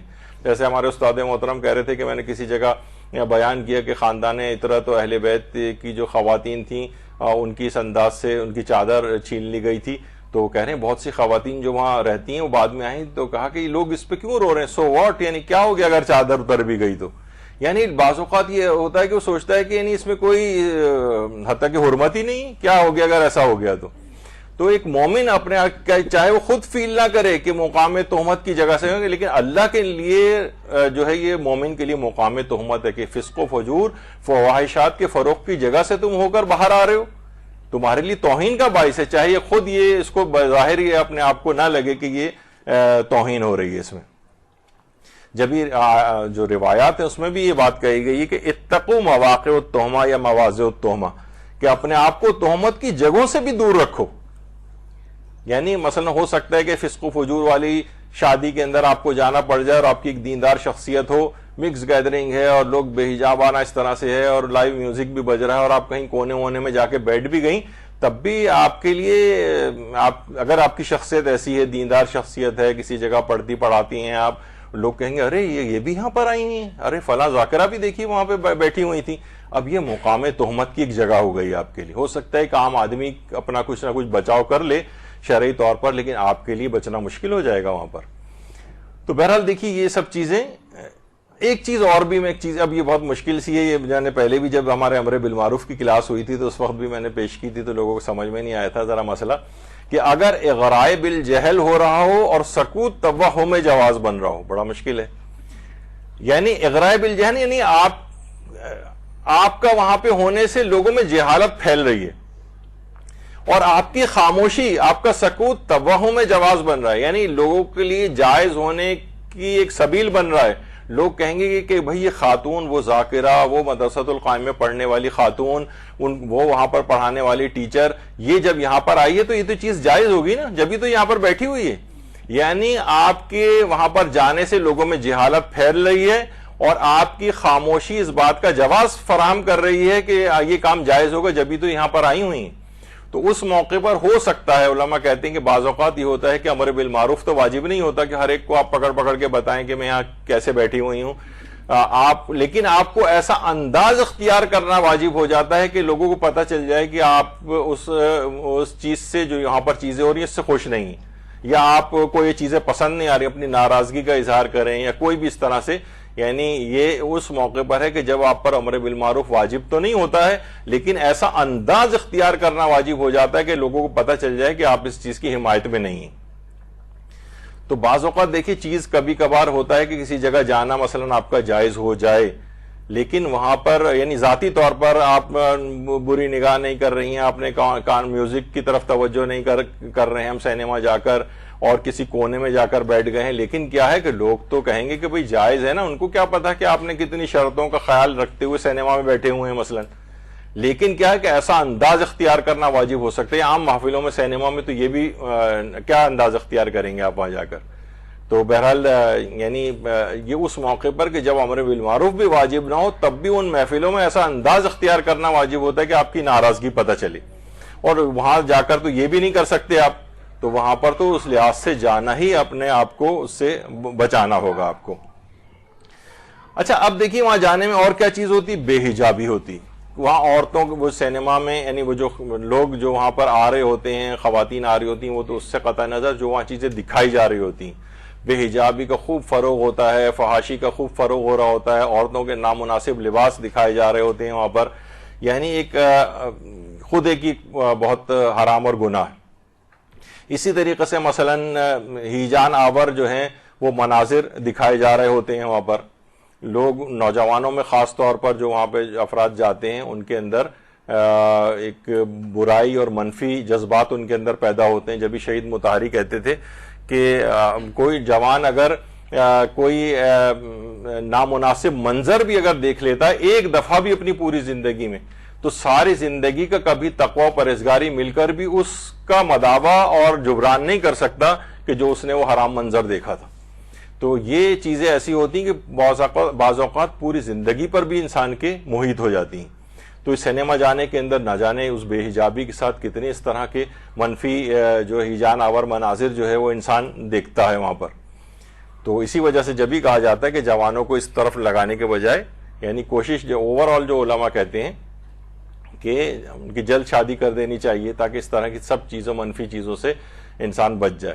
جب جملہ اتنا اچھا نہیں لیکن بہرحال کہا جاتا ہے نا کہ انسان منہ کالا کرے اس سے کہیں بہتر ہے کہ اس کے ہاتھ پیلے کر دیے جائیں. تو مقصد کہنے کا گناہ کی طرف جانے نہ ہی دیا جائے اس کو. اچھا اب یہ جو ہے نا یہ حلال سے حرام کی طرف کا سفر کہا جاتا ہے کہ دیکھیے ابتدا حلال سے ہوتی ہے لیکن ایک حرام ہمیشہ دوسرے حرام کو کھینچ کر لے کر آتا ہے. ایک حرام کا ایک مجموعہ ہے, اس کی ایک ٹرین چل پڑتی ہے حرام کی طرف. حرام کبھی دیکھیے ایک نیکی دوسری نیکی کو کھینچتی ہے, ایک حرام بھی دوسرے حرام کاموں کو کھینچتا ہے. یعنی آپ گویا مجھ سے کسی سٹیمپ پیپر پہ لکھوا لیں کہ جو شخص بھی ایک آدھ دفعہ بھی وہاں چلا گیا نا اور وہ اس ماحول سے متاثر ہو گیا اور وہ بعد میں حلال چھوڑیے پھر وہ حرام چیزیں بھی دیکھنے کے لیے یا فسق و فجور والی چیزیں بھی دیکھنے کے لیے وہ بار بار وہاں جائے گا. یہی وجہ ہے کہ مثلا یہ جو ہے نیٹ فلکس وغیرہ, اس سے آیت اللہ سیستانی سے اس کے متعلق بھی جو ہے وہ سوال کیا گیا تھا کہ ایک کمپنی جو ہے نیٹ فلکس کے نام سے ہے جو ماہانہ کچھ رقم کی ادائیگی پر کچھ فلمیں اور سلسلہ وار سیریز نشر کرتی ہے. یہ سیریز ثقافتی اور بچوں اور بڑوں کی سرگرمیوں مشتمل ہوتی ہے اور ہمارے لیے ممکن ہے کہ جو پروگرام ہم دیکھنا چاہیں فقط اسی کا انتخاب کریں, جو نہ دیکھنا چاہیں اس سے اجتناب کریں. آخری کچھ عرصے میں یہ بات ملاحظہ کی گئی ہے کہ اس نیٹ ورک پر برائی کو فروغ دینے والے مواد میں اضافہ ہوا ہے, لیکن ہمارے لیے ممکن ہے کہ ہم ان سیریز اور فلموں کو نہ دیکھیں جو اس قسم کے مواد پر مشتمل ہو. بس جو میں دیکھنا چاہتا ہوں وہ دیکھ سکتا ہوں. سوال یہ کہ ایسے نیٹ ورک کی رکنیت حاصل کرنا جائز ہے؟ جواب دیا اگر یہ کمپنی فقط حرام فلموں, حرام سیریل اور پروگرامز کو نشر کرنے سے مختص نہ ہو تو اس کی رکنیت حاصل کرنا حرام نہیں ہے. وہ دیکھیے فی نفس سے ہی, تاکہ اس سے فقط مباح فائدہ حاصل کیا جائے. ہاں لیکن جو شخص اپنے یا اپنے اہل و عیال کے متعلق مطمئن نہ ہو کہ اس کا استعمال اسے اور اس کے اہل و عیال کو رفتہ رفتہ بھی حرام کی طرف نہیں لے جائے گا تو اس کے لیے رکنیت حاصل کرنا جائز نہیں. یعنی ابھی تو آپ کہہ رہے ہیں یہ ساری شرطیں, آپ نے دیکھا کہ اوپر کہہ رہے ہیں ثقافتی سرگرمیاں تو فلاں تو یہ اور ہم جو دیکھنا چاہیں وہ دیکھیں گے, لیکن انہوں نے کہا نہیں یہ تو شخص جو کوئی بھی ہوگا وہ ابتدائی طور پر ایسا ہوگا لیکن یہ فی نفس ہی تو یہ جائز ہے. لیکن اگر انسان مطمئن نہیں ہے کہ وہ یا اس کے اہل خانہ جو ہے ہمیشہ ان پابندیوں کا خیال کریں گے اور رفتہ رفتہ ہی چاہے وہ حرام کی طرف کیوں نہ جائیں, رفتہ رفتہ یعنی وہی چیز کہ حلال سے چیز شروع ہوئی ہے لیکن یہ بالآخر یہ حرام تک یہ سلسلہ پہنچے گا. تو اس لحاظ سے انہوں نے کہا کہ پھر اس کا بھی نیٹ فلکس کی جو وہ لینی ہے رکنیت وغیرہ یہ بھی پھر نہیں لی جا سکتی. ابتدان تو انسان یہی کہتا ہے کہ نہیں میں اس میں گرفتار نہیں ہوں گا, لیکن وہ لامحالہ اس میں گرفتار ہوگا اس حرام کام کے اندر. اچھا اب اسی طرح سے آغا سیستانی سے یہ بھی پوچھا گیا کہ اسلام کی نظر میں لڑکے لڑکی کی کسی بھی طرح کی دوستی کیا صحیح نہیں, حتیٰ کہ وہ ایسے کام بھی انجام نہ دینے اسلام نے منع کیا, ان کی دوستی بھی شہوانی نہ ہو, تو کیا تب بھی اس میں کوئی اشکال ہے؟ جواب دیا اگر گناہ میں پڑنے کا خوف و خواہ آہستہ آہستہ ہی کیوں نہ ہو تو جائز نہیں. اسی طرح سے ان سے نامحرم سے مذاق کرنا یا غیر اخلاقی باتوں میں وارد ہونا بھی جائز نہیں. تو آغا سیستانی بھی کہتے ہیں چاہے یہ بتدریج کیوں نہ ہو, گریجولی سلولی اینڈ گریجولی کیوں نہ ہو, اور بالآخر یہ سلولی اینڈ گریجولی ہوتا ہے, حرام کی طرف انسان جاتا ہے تو بہت سارے مباح اور جائز کام بھی حرام کاموں کا پیش خیمہ بن جاتے ہیں. آدمی میں اتنی بصیرت ہونی چاہیے ایک مومن میں کہ وہ سمجھ سکے کہ یہ والدین باقاعدہ آ کر ہم سے یعنی بعض اوقات مجھ سے جو ہے وہ انہوں نے بحث کی اور لڑے بھی ہیں کہ آپ کیسے فلاں چیز کو منع کر رہے ہیں, اور دیکھیے ان سب شرطوں کا خیال رکھ کے ہم وہاں پر لے جا رہے ہیں. اور آج انہی کے بچے میں نے اس کے بعد دیکھا بھی کہ کس طرح سے وہ حرام فلمیں دیکھنے کے لیے بھی ان سینما کے اندر گئے جو ابتدان صرف کارٹون فلموں کے وہ دیکھنے کے لیے جا رہے تھے. تو خواب بتدریج کیوں نہ ہو, آپ میں اتنی صلاحیت تو ہونی چاہیے نا. وہی دیکھیے بہت سی چیز سلو پوائزن ہوتے ہیں, آپ کو پتا ہوتا ہے کہ اگر اس نے آہستہ آہستہ کھانا شروع کیا تو یہ تو جان لیوا ثابت ہوگا, مثلا آج سے 20 سال بعد اس کا اثر ہوگا. تو والدین تو ابھی سے ہی وہ چیز اس کو کھانا کو منع کر دیں گے, بھائی اس کا اتنے عرصے کھائیں. مثلا کوئی اگر مسلسل چھالیاں کھاتا رہے تو جناب وہ منہ کا اس کو کینسر اور فلاں اور یہ اتنے پان اور گٹکے کھاتا رہے, تو والدین کتنا شور مچاتے ہیں اپنے بچوں کے سلسلے میں کہیں ان گٹکا کھانے کا عادی نہ ہو جائے. کیوں؟ ان کو پتا ہے کہ آگے چل کے بڑے نقصان کا باعث ہوگا. شور مچاتے ہیں, اسے لے کے جاتے ہیں ڈاکٹروں سے اور اس کو ڈانٹ پٹکار کر رہے ہوتے ہیں, لیکن سینما کے متعلق یا ان فلموں کے متعلق سوچتے ہیں کوئی کچھ نہیں, کوئی بات نہیں اس کے اندر. تو وہ نہیں سوچ رہے ہوتے کہ بتدریج بھی یہ حرام کی طرف معاملہ جا سکتا ہے. دیکھیے وہ ایک بار جائے گا تو وہ بار بار بھی جائے گا. دیکھیے فلمیں دیکھنے کیوں انسان بلکہ ایک ہی فلم کو بھی بار بار دیکھتا ہے. دیکھیے بہت سے کامیڈین حضرات جو ہیں وہ آپ نے دیکھا ہوگا عام طور پہ ایک چیز کہتے ہیں کہ بھائی دیکھیے یہ جو شاعر بھی ہوتے ہیں لوگ، ان کا ہی شعر، ایک ہی شعر یا نظم جو بار بار بھی فرمائشیں کر کے سنتے ہیں، حتیٰ کہ نوحے، قصیدے، منقبتیں، نعتیں، یہ بار بار سینکڑوں دفعہ انسان سنتا ہے تلاوت قرآن سے، لیکن اس پہ یعنی وہ بار بار سننا چاہتا ہے. لیکن کامیڈین کہتے ہیں کہ بھئی لطیفہ کوئی دوبارہ نہیں سن سکتا. وہ کہتا ہے نہیں بھئی ہمیں نیا لطیفہ سناؤ، یہ بار بار یہ والی چیزیں نہیں، ہم یعنی ایک ہی لطیفے کو آپ بار بار نہیں سن سکتے. جبکہ ڈرامے آپ بار بار دیکھتے ہیں، حتیٰ کہ فلمیں بار بار لوگ دیکھتے ہیں. خود ایک نوجوان نے مجھ سے ایک دفعہ بتایا تھا کہ وہ کوئی خاص پنجابی فلم جس کا کوئی ابھی ریسنٹ بھی وہ ہوا ہے، انہوں نے اس زمانے میں 70 دفعہ سینما جا کر ایک ہی فلم دیکھی تھی، 70 دفعہ کم سے کم.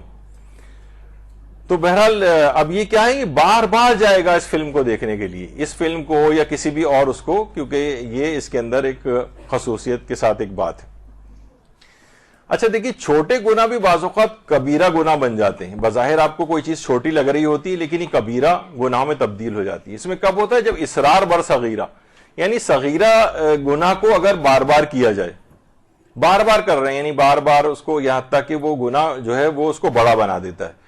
جیسے مثلا داڑھی ایک دفعہ مونڈنا صغیرہ گناہ ہے، لیکن روزانہ انسان داڑھی مونڈے تو احتیاط واجب کی بنا پر جو ہے وہ ممکن ہے وہ کبیرہ جو گناہ کے اندر تبدیل ہو جائے.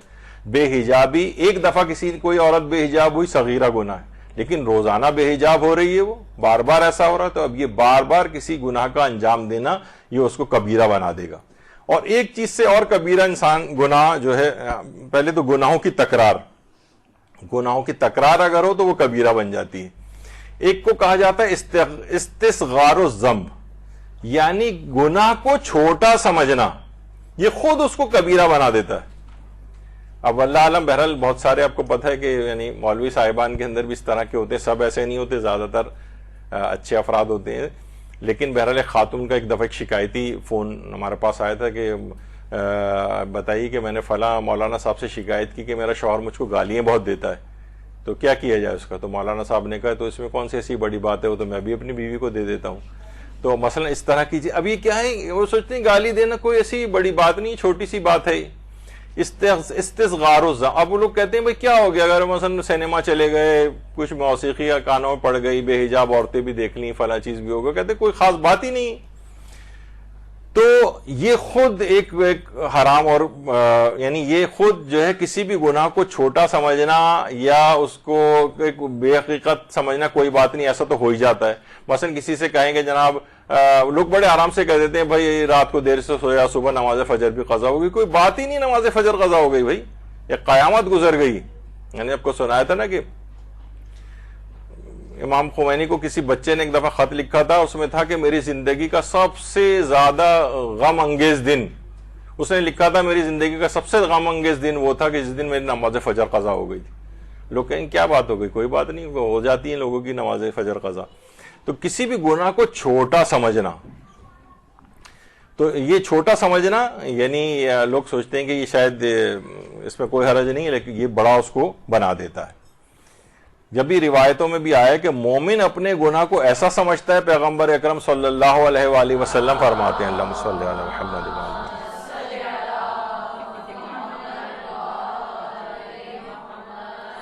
ایسا سمجھتا ہے جیسے وہ کسی چٹان کے نیچے ہو اور اس پر چٹان گرنے والی ہو. اور کافر اپنے گناہ کو ایسا سمجھتا ہے کہ جیسے کوئی مکھی اس کی ناک کے اوپر سے گزر جائے، یعنی اس کے نزدیک. تو یہ کافروں والی خصوصیت وہ اپنے مومن جو ہے اڈاپٹ کر رہا ہے کہ بڑے سے بڑا گناہ ہو جائے کوئی بات نہیں، ہو جاتا ہے ایسا. جبکہ ایسا ہے جیسے چٹان گرنے والی ہے، وہ فوراً توبہ کرے گا اگر گناہ بالفرض ہو بھی جائے گا، نہ کہ اس کے اندر کھینچ کے دوبارہ جائے. پھر کیا ہے اس کے بعد معاملات اور آگے بڑھتے ہیں، گناہوں سے لطف اٹھانا. اب اس کو بڑا مزہ آنے لگتا ہے، اس ایٹماسفیئر کو انجوائے کرنے لگتا ہے جو سینما وغیرہ کے اندر ہوتا ہے. اور پیغمبر اسلام یہ بھی کہہ چکے تھے کہ میں اپنے بعد اپنی امت کے لیے حرام کی کمائی، لذت گناہ اور سود خوری کے متعلق بہت زیادہ پریشان ہوں، بہت زیادہ فکر مند ہوں. یعنی حرام کی کمائی اور لذت گناہ، یعنی یہ گناہوں سے لطف اندوز ہوا کریں گے. یہ لطف اندوز ہونے والی چیزیں پیغمبر اکرم اس میں فکر مند ہو گئے تھے، پریشان رہتے تھے کہ میرے بعد میری امت ان تین چیزوں کے اندر خصوصیت کے ساتھ گرفتار ہوگی. دیکھیے پہلے کیا ہوتا ہے، انسان چھپ کر گناہ کرتا ہے، پھر اعلانیہ گناہ کرتا ہے. کتنے اداکاروں کے ٹی وی کے اوپر آتے ہیں جو بڑے سپر سٹار اب ہو گئے، کہہ رہے ہیں ہم جب میں فلم دیکھنے گیا تھا میرے والد صاحب نے مجھے پکڑ کے بہت مارا تھا، پھر میں چھپ چھپ کر جایا کرتا تھا، اور پھر اس کے بعد پھر تو وہ علانیہ جانے لگے. یعنی پہلے انسان چھپ کر جاتا ہے، پھر علانیہ گناہ کرنے لگتا ہے، اور اس کے بعد کیا ہوتا ہے، گناہوں کی تشہیر میں وہ حصے دار بننا چاہتا ہے، بن جاتا ہے، اور مال بھی خرچ کرتا ہے. یعنی پہلے لطف اندوز ہوا، پھر معاملات اور آگے بڑھے، پھر گناہوں کی تشہیر میں حصے دار بھی بننے لگا، پھر اس میں اپنے مال کو بھی خرچ کرنے لگا. یعنی بعض اوقات انسان دیکھیے اتنا ٹریک، یعنی مجھے سننے میں آیا تھا کہ کسی جگہ خمس اور سہم امام کے پیسے کلیکٹ کر کے نائٹ میچ کروایا گیا تھا کسی جگہ پر.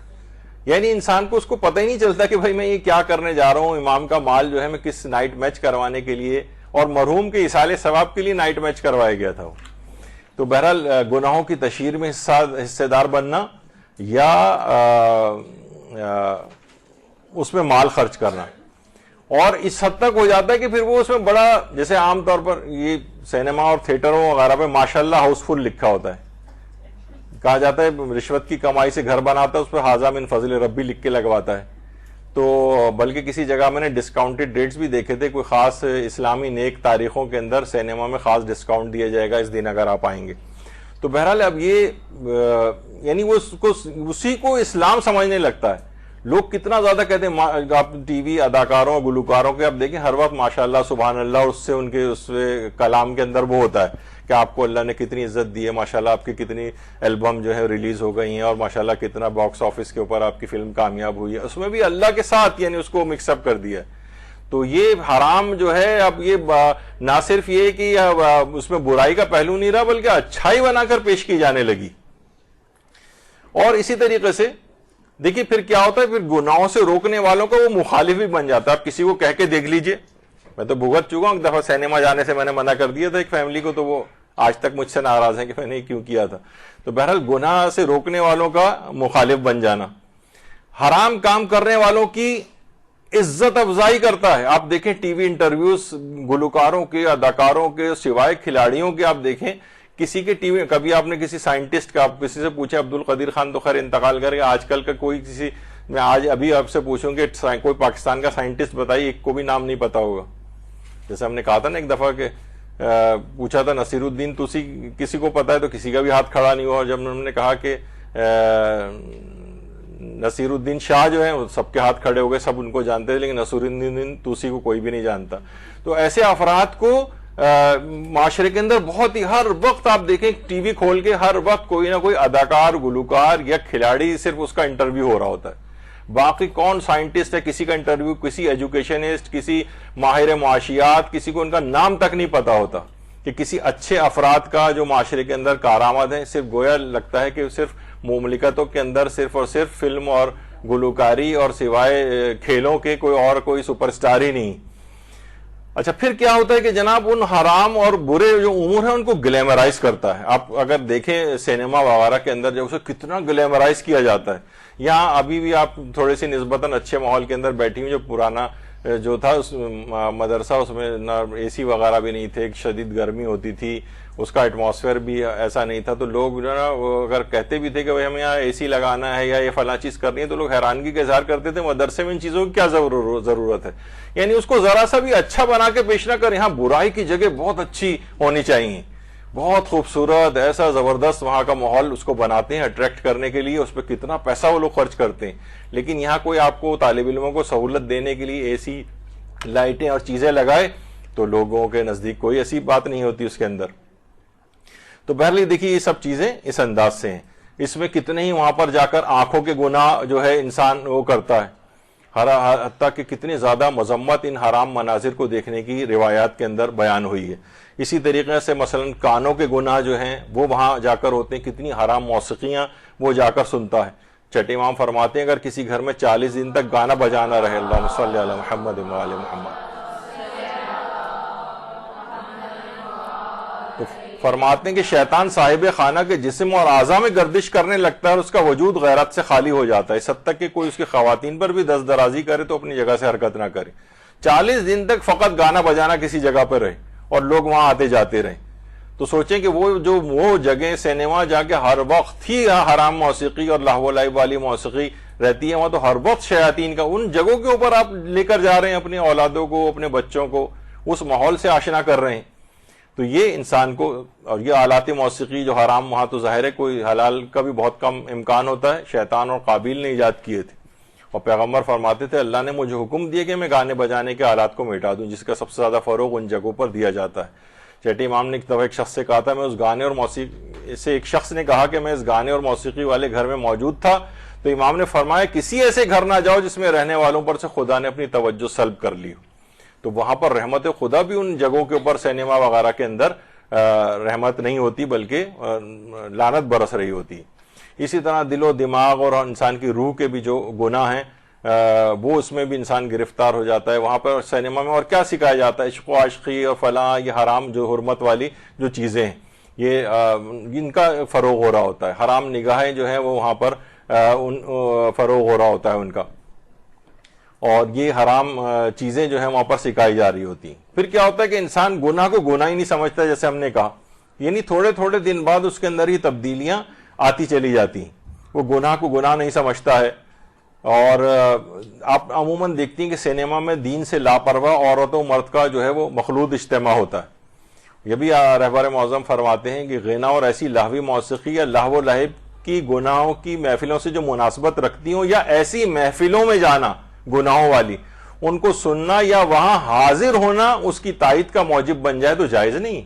ہمارا جانا وہاں پر تائید کا موجب بن رہا ہے ان کی، اس کو اور فروغ بلکہ دے رہا ہے ایسی جگہوں کے اوپر. تو ایسی جگہوں پہ جانا بھی جائز نہیں ہوگا. وہاں نامحرم محرم کی کوئی وہ نہیں ہوتی، سب لوگ آپس میں بیٹھے ہوتے ہیں، فسق و فجور والا ایک ماحول ہوتا ہے، حرام مناظر کو سب لوگ بیٹھ کے لطف اندوز ہو رہے ہوتے ہیں اس سے. تو ان جگہوں کے اوپر جانا، تو بہرحال دیکھیے اب سعودی عرب کے اندر بھی آپ دیکھیں کہیں جہاں تصور نہیں تھا وہاں پہ اب سینما جو ہے کھلنے لگے، اور باقاعدہ فلم شوز، عورتیں مرد سب وہاں پہ مکس گیدرنگ اور یہ سب اس انداز سے شروع ہو گئی ہیں. وہاں کے سینما ہالوں کا نئے سے نئے کا جو ہے افتتاح ہو رہا ہے. حتیٰ کہ سننے میں آ رہا ہے کہ مدینے میں 10 یا 20 سینما ہال کھلنے کی کوئی منظوری دی جانے والی ہے.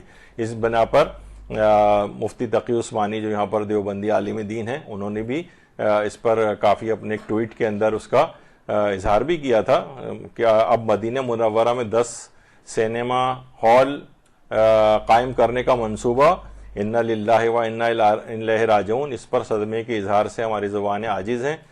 الیس منکم رجل رشید، کیا وہاں پر کوئی بھی ایسا فرد نہیں ہے نیک آدمی کی جو ان چیزوں کو روک سکے؟ یعنی مفتی تقی عثمانی تک نے، بعد میں ان کی طرف سے کچھ بظاہر ایک ڈینائل آیا کہ نہیں مدینے میں تو فی الحال ہمارا ایسا ارادہ نہیں ہے، لیکن وہاں جس اعتبار سے چیزیں ہو رہی ہیں کوئی بعید نہیں کہ مکہ مدینے کے اندر بھی وہاں پر اس طرح سے سینما ہال کھول دیے جائیں. تو یہ کیا ہے؟ یہ بتدریج ہو رہا ہوتا ہے، یعنی پھر لوگ اس کو آہستہ آہستہ ایکسیپٹ کرتے چلے جاتے ہیں. بلکہ ایک کورونا سے پہلے پروردگار کی طرف سے عادت ملی تھی حج کی، تو وہاں پر سننے میں آیا تھا کہ عین ایام حج ہی کے اندر ایک مشہور بین الاقوامی مغنیہ، نام نہیں لینا چاہتا، اس کے کانسرٹس وہاں پر ایام حج میں ہی منعقد ہوئے تھے. یعنی مکہ مدینے میں نہیں، یعنی سعودی عرب میں اور جگہوں کے اوپر، ریاض وغیرہ کے علاقوں کے اندر، لیکن وہ اس وقت جس وقت حج وہاں پر واقع ہو رہا تھا، اور بڑے بڑے کانسرٹس. تو بہرحال یہ سب چیزیں ہیں جو کہ یہاں کر مختلف علماء اہل سنت نے مدینے میں سینما ہال بنائے جانے کی خبروں پر مولانا سلمان ندوی صاحب، ان کا بھی بیانات آئے تھے اور انہوں نے اس میں بہت ناراضگی کا اظہار کیا تھا. دیکھیے شروع میں کیا ہوتا ہے، وہی میں نے کہا کہ ابتدا میں گناہ کو ڈائلیوٹ بنا کے پیش کیا جاتا ہے. کیا ہے؟ ابھی تو دیکھیے یہ تو لائن کنگ دیکھنے جا رہے ہیں، یہ تو جناب فلاں میچ ہی تو دیکھنے جا رہے ہیں، یہ دیکھیے فلاں کارٹون فلم ہی تو دیکھنے جا رہے ہیں. یہ اس طرح سے کر کے ڈائلیوٹ کر کے پیش کرنا ہے. جیسے ایک مسلمانوں کے ایک خلیفہ کہتے تھے نا کہ میں شراب میں جو ہے وہ پانی ملا کے پیتا ہوں، نبیذ جسے کہا جاتا تھا. تو بہرحال یہ ڈائلیوٹ کر کے پینے میں تو کوئی حرج نہیں ہے. تو یہ گناہ کو ڈائلیوٹ کر کے پیش کرنا ہوتا ہے. اور اسی طریقے سے گناہوں کو حلال بنانے کی تعویلات پیش کی جا رہی ہوتی ہیں. تعویلات مثلا ایک زمانے کے ساتھ دیکھیے انسان چلتا ہے تو ترقی کرتا ہے. یہ ہمارے بچے تو یہ تو اگر زمانے کے ساتھ نہیں چلیں گے، اپنے اسکول کے ساتھ نہیں جائیں گے تو یہ تو پیچھے رہ جائیں گے ان سے. ہمارے استاد بہت اچھی مثال بیان کرتے تھے حضرت یوسف کی. دیکھیے حضرت یوسف نے گناہ کی بات ماننے سے انکار کر دیا تھا نا، تو اس کے کیا ہوا تھا؟ کتنے سالوں تک یوسف کو قید، 7 سال یا بعض روایتوں میں 14 سال، یہ اس طرح سے قید کا تذکرہ ہے. اور خالی یعنی روزانہ اس سے نکال کے قید سے اور تعزیانے اور کوڑے لگائے جاتے تھے اور پھر لے کر جایا جاتا تھا. تو اس پہ کیا کہا تھا حضرت یوسف نے؟ کہا تھا یعنی ان کی بات مان لو جو وہ تقاضا کر رہی ہیں زینان مصر. تو انہوں نے کہا تھا کہ اس بات سے یہ قید خانہ مجھے زیادہ پسند ہے اس گناہ کی طرف. تو انسان دیکھیے ہمارے استاد کہتے تھے کہ قید خانے میں جانے سے انسان کیا ہوتا ہے؟ اس کی ساری ترقی رک جاتی. یہ باہر ہوتے تو ترقی کرتے, قید میں ہونے سے ترقی رک گئی نا, تو بظاہر ایسا لگتا ہے کہ آپ کو ترقی, تو ایسی ترقی کا آپ کو کیا کرنا ہے کہ جس میں اس کی عاقبت برباد ہوئی جا رہی ہے. آپ کو اس طرح کی بچوں کو ترقی جس میں ان کی ہمیشہ ہمیشہ کی زندگی خراب ہو جائے. تو حضرت یوسف کی مثال سامنے ہے کہ انہوں نے گناہ کی طرف جانے سے انکار کر دیا, چاہے وہ قید میں چلے گئے اور بظاہر ایک دنیاوی ترقی رک گئی, لیکن آج تک ان کا نام قرآن کے اندر لیا جا رہا ہے, پوری دنیا ان کا ذکر کرتی ہے. اسی طریقے سے غیر اسلامی ممالک میں زندگی بسر کرنا.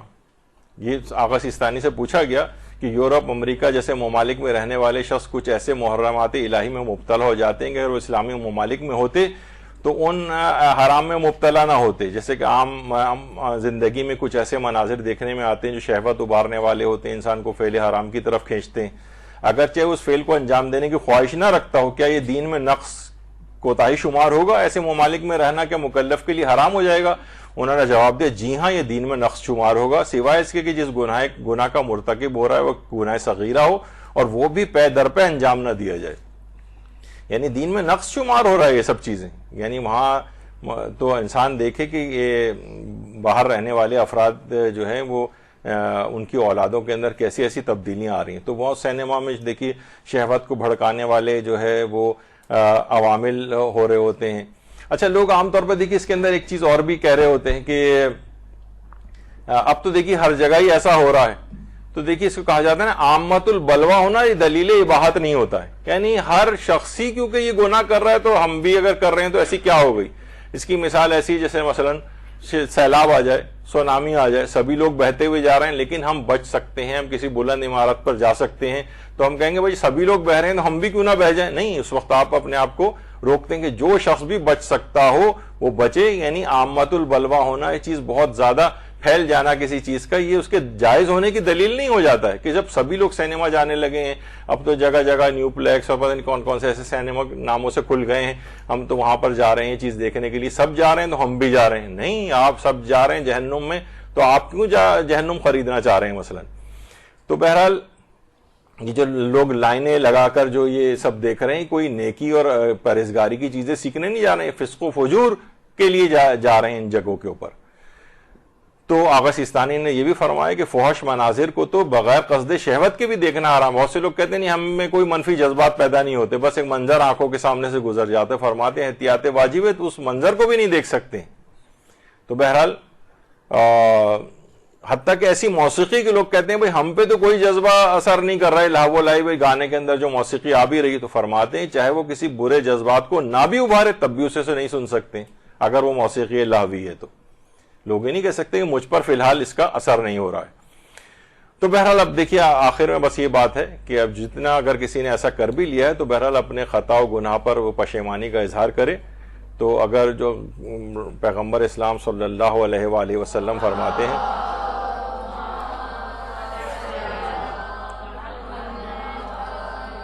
کہ جسے اس کی غلطی غمگین کرے وہ بخشا جائے گا چاہے وہ بخشنے کی درخواست نہ بھی کرے. یعنی خود بخود اس کا, یعنی اگر وہ دل میں شرمندگی وہ محسوس کر رہا ہے. اور امیر المومنین علیہ السلام فرماتے ہیں اللہم صلی علی محمد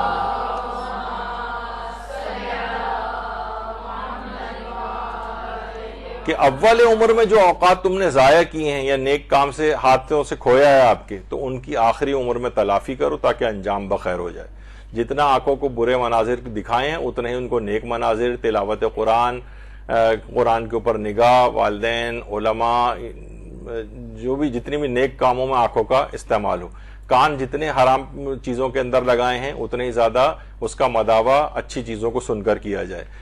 برائی کی جگہوں کے اوپر جتنا چل کر گئے ہیں اتنا ہی نیکی کے مقامات کی طرف چل کر جائیں. یہی ایک چیز ہے کہ جس سے انسان اس کا مداوع کر سکتا ہے.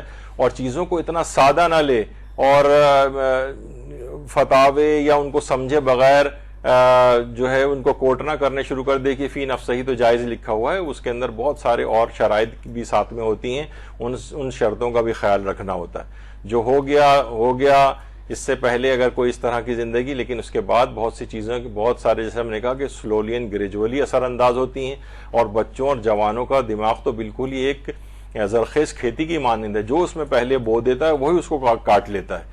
اپنے بچوں اور جوانوں کو تو ہرگز سمجھا بجھا کر دلائل کے ساتھ اور ان کو آلٹرنیٹو جائز چیزیں بھی پیش کی جائیں۔ بعض اوقات یہ بھی ہوتا ہے کہ ان کو روکا جاتا ہے ہر جائز چیز سے، ابھی فی الحال اس کی سمجھ میں نہیں آئے گا کہ مجھے کارٹون فلم دیکھنے سے وہاں جانے کے لیے کیوں روکا جا رہا ہے، لیکن اس کے لیے دوسرے حلال آلٹرنیٹیوز اس کو مہیا کریں تاکہ اس کا وہ مداوع اس چیز سے ہو جائے، اور وہ پھر ورنہ ایسا نہیں ہو کہ وہ بالکل ہی ایک اسپرنگ کی مانند ابھی آپ اس کو دباتے چلے گئے، پھر جیسے ہی وہ تھوڑا سا بڑا ہوگا فوراً ہی وہ اسپرنگ کھل جائے گا اور وہ دوسری سمت کے اوپر جا کر پڑے گا، یعنی برائی والی جگہوں پر۔ تو والدین کو بہت حکمت کے ساتھ اپنے نوجوانوں کو اور اپنے فیملی ممبران کو لے کر چلنا ہوگا کہ اسلام کے تمام چیزوں کے اوپر اس کی شرائط کے ساتھ عمل ہو جائے۔ تو آپ نے دیکھا کہ بظاہر ایک سادہ سا ایک مسئلہ تھا، ایک لائن کے اندر بیان ہو سکتا تھا، جیسے اس میں کہ جناب بس کوئی برائی، اگر 1% بھی گناہ کا امکان نہ ہو تو فی نفسہ ہی وہاں جانے میں حرج نہیں، لیکن اس فی نفسہ ہی کی کتنی تفصیل تھی، کتنی چیزیں اس کے اندر، اس کے پیٹ کے اندر موجود تھیں، اور کتنی چیزیں اس میں شرائط موجود تھیں، اور مستقبل کے اندر کتنے گناہ اور حرام پہلو اس کے اندر موجود تھے۔ اس وجہ سے ان شرطوں کی موجودگی میں جو اسے گناہ کی طرف لے جاتی ہیں، اس وجہ سے وہاں جانا حرام ہو سکتا ہے۔ اور جو جگہ ایسی نہیں ہے جہاں بالکل سیف اینڈ ساؤنڈ، جیسے ایران وغیرہ کے معاشرے کی، وہ اس میں بھی ہم نے پوری شیورٹی نہیں دی، وہاں بھی وہ حرام چیزیں آ جائیں گی تو وہاں پہ بھی ناجائز ہو جائے گا۔ لیکن عموماً اگر ایک فیملی پرابلمس کی کوئی فلم ہے یا ایسا کوئی ڈرامے ٹی وی کے اوپر بھی ان کے آتے ہیں جو کہ جس میں کوئی بے حجابی نہیں ہوتی، کوئی حرام پہلو نہیں ہوتا، اور ویسی دیکھنے فیملیز وہاں پر جا رہی ہوتی ہیں، تو اس میں پھر وہاں کے ماحول میں حرج نہیں، لیکن ہم نے مثالیں پیش کی کہ ماحول اور معاشرے کی تبدیل ہونے سے بھی بہت ساری چیزیں تبدیل ہو جاتی ہیں۔ تو وہ پورا ہو گیا ٹائم ہمارا، اور انشاءاللہ اگلی بار کسی اور عنوان پہ دوبارہ گفتگو شروع کریں گے انشاءاللہ، اور اب اس کے بعد تھوڑا سا پانی وغیرہ پی لیں تو نیا لیکچر آپ کا کسی موضوع پر یہاں پر ہوگا۔ وصلی اللہ علی محمد وآلہ الطیبین الطاہرین۔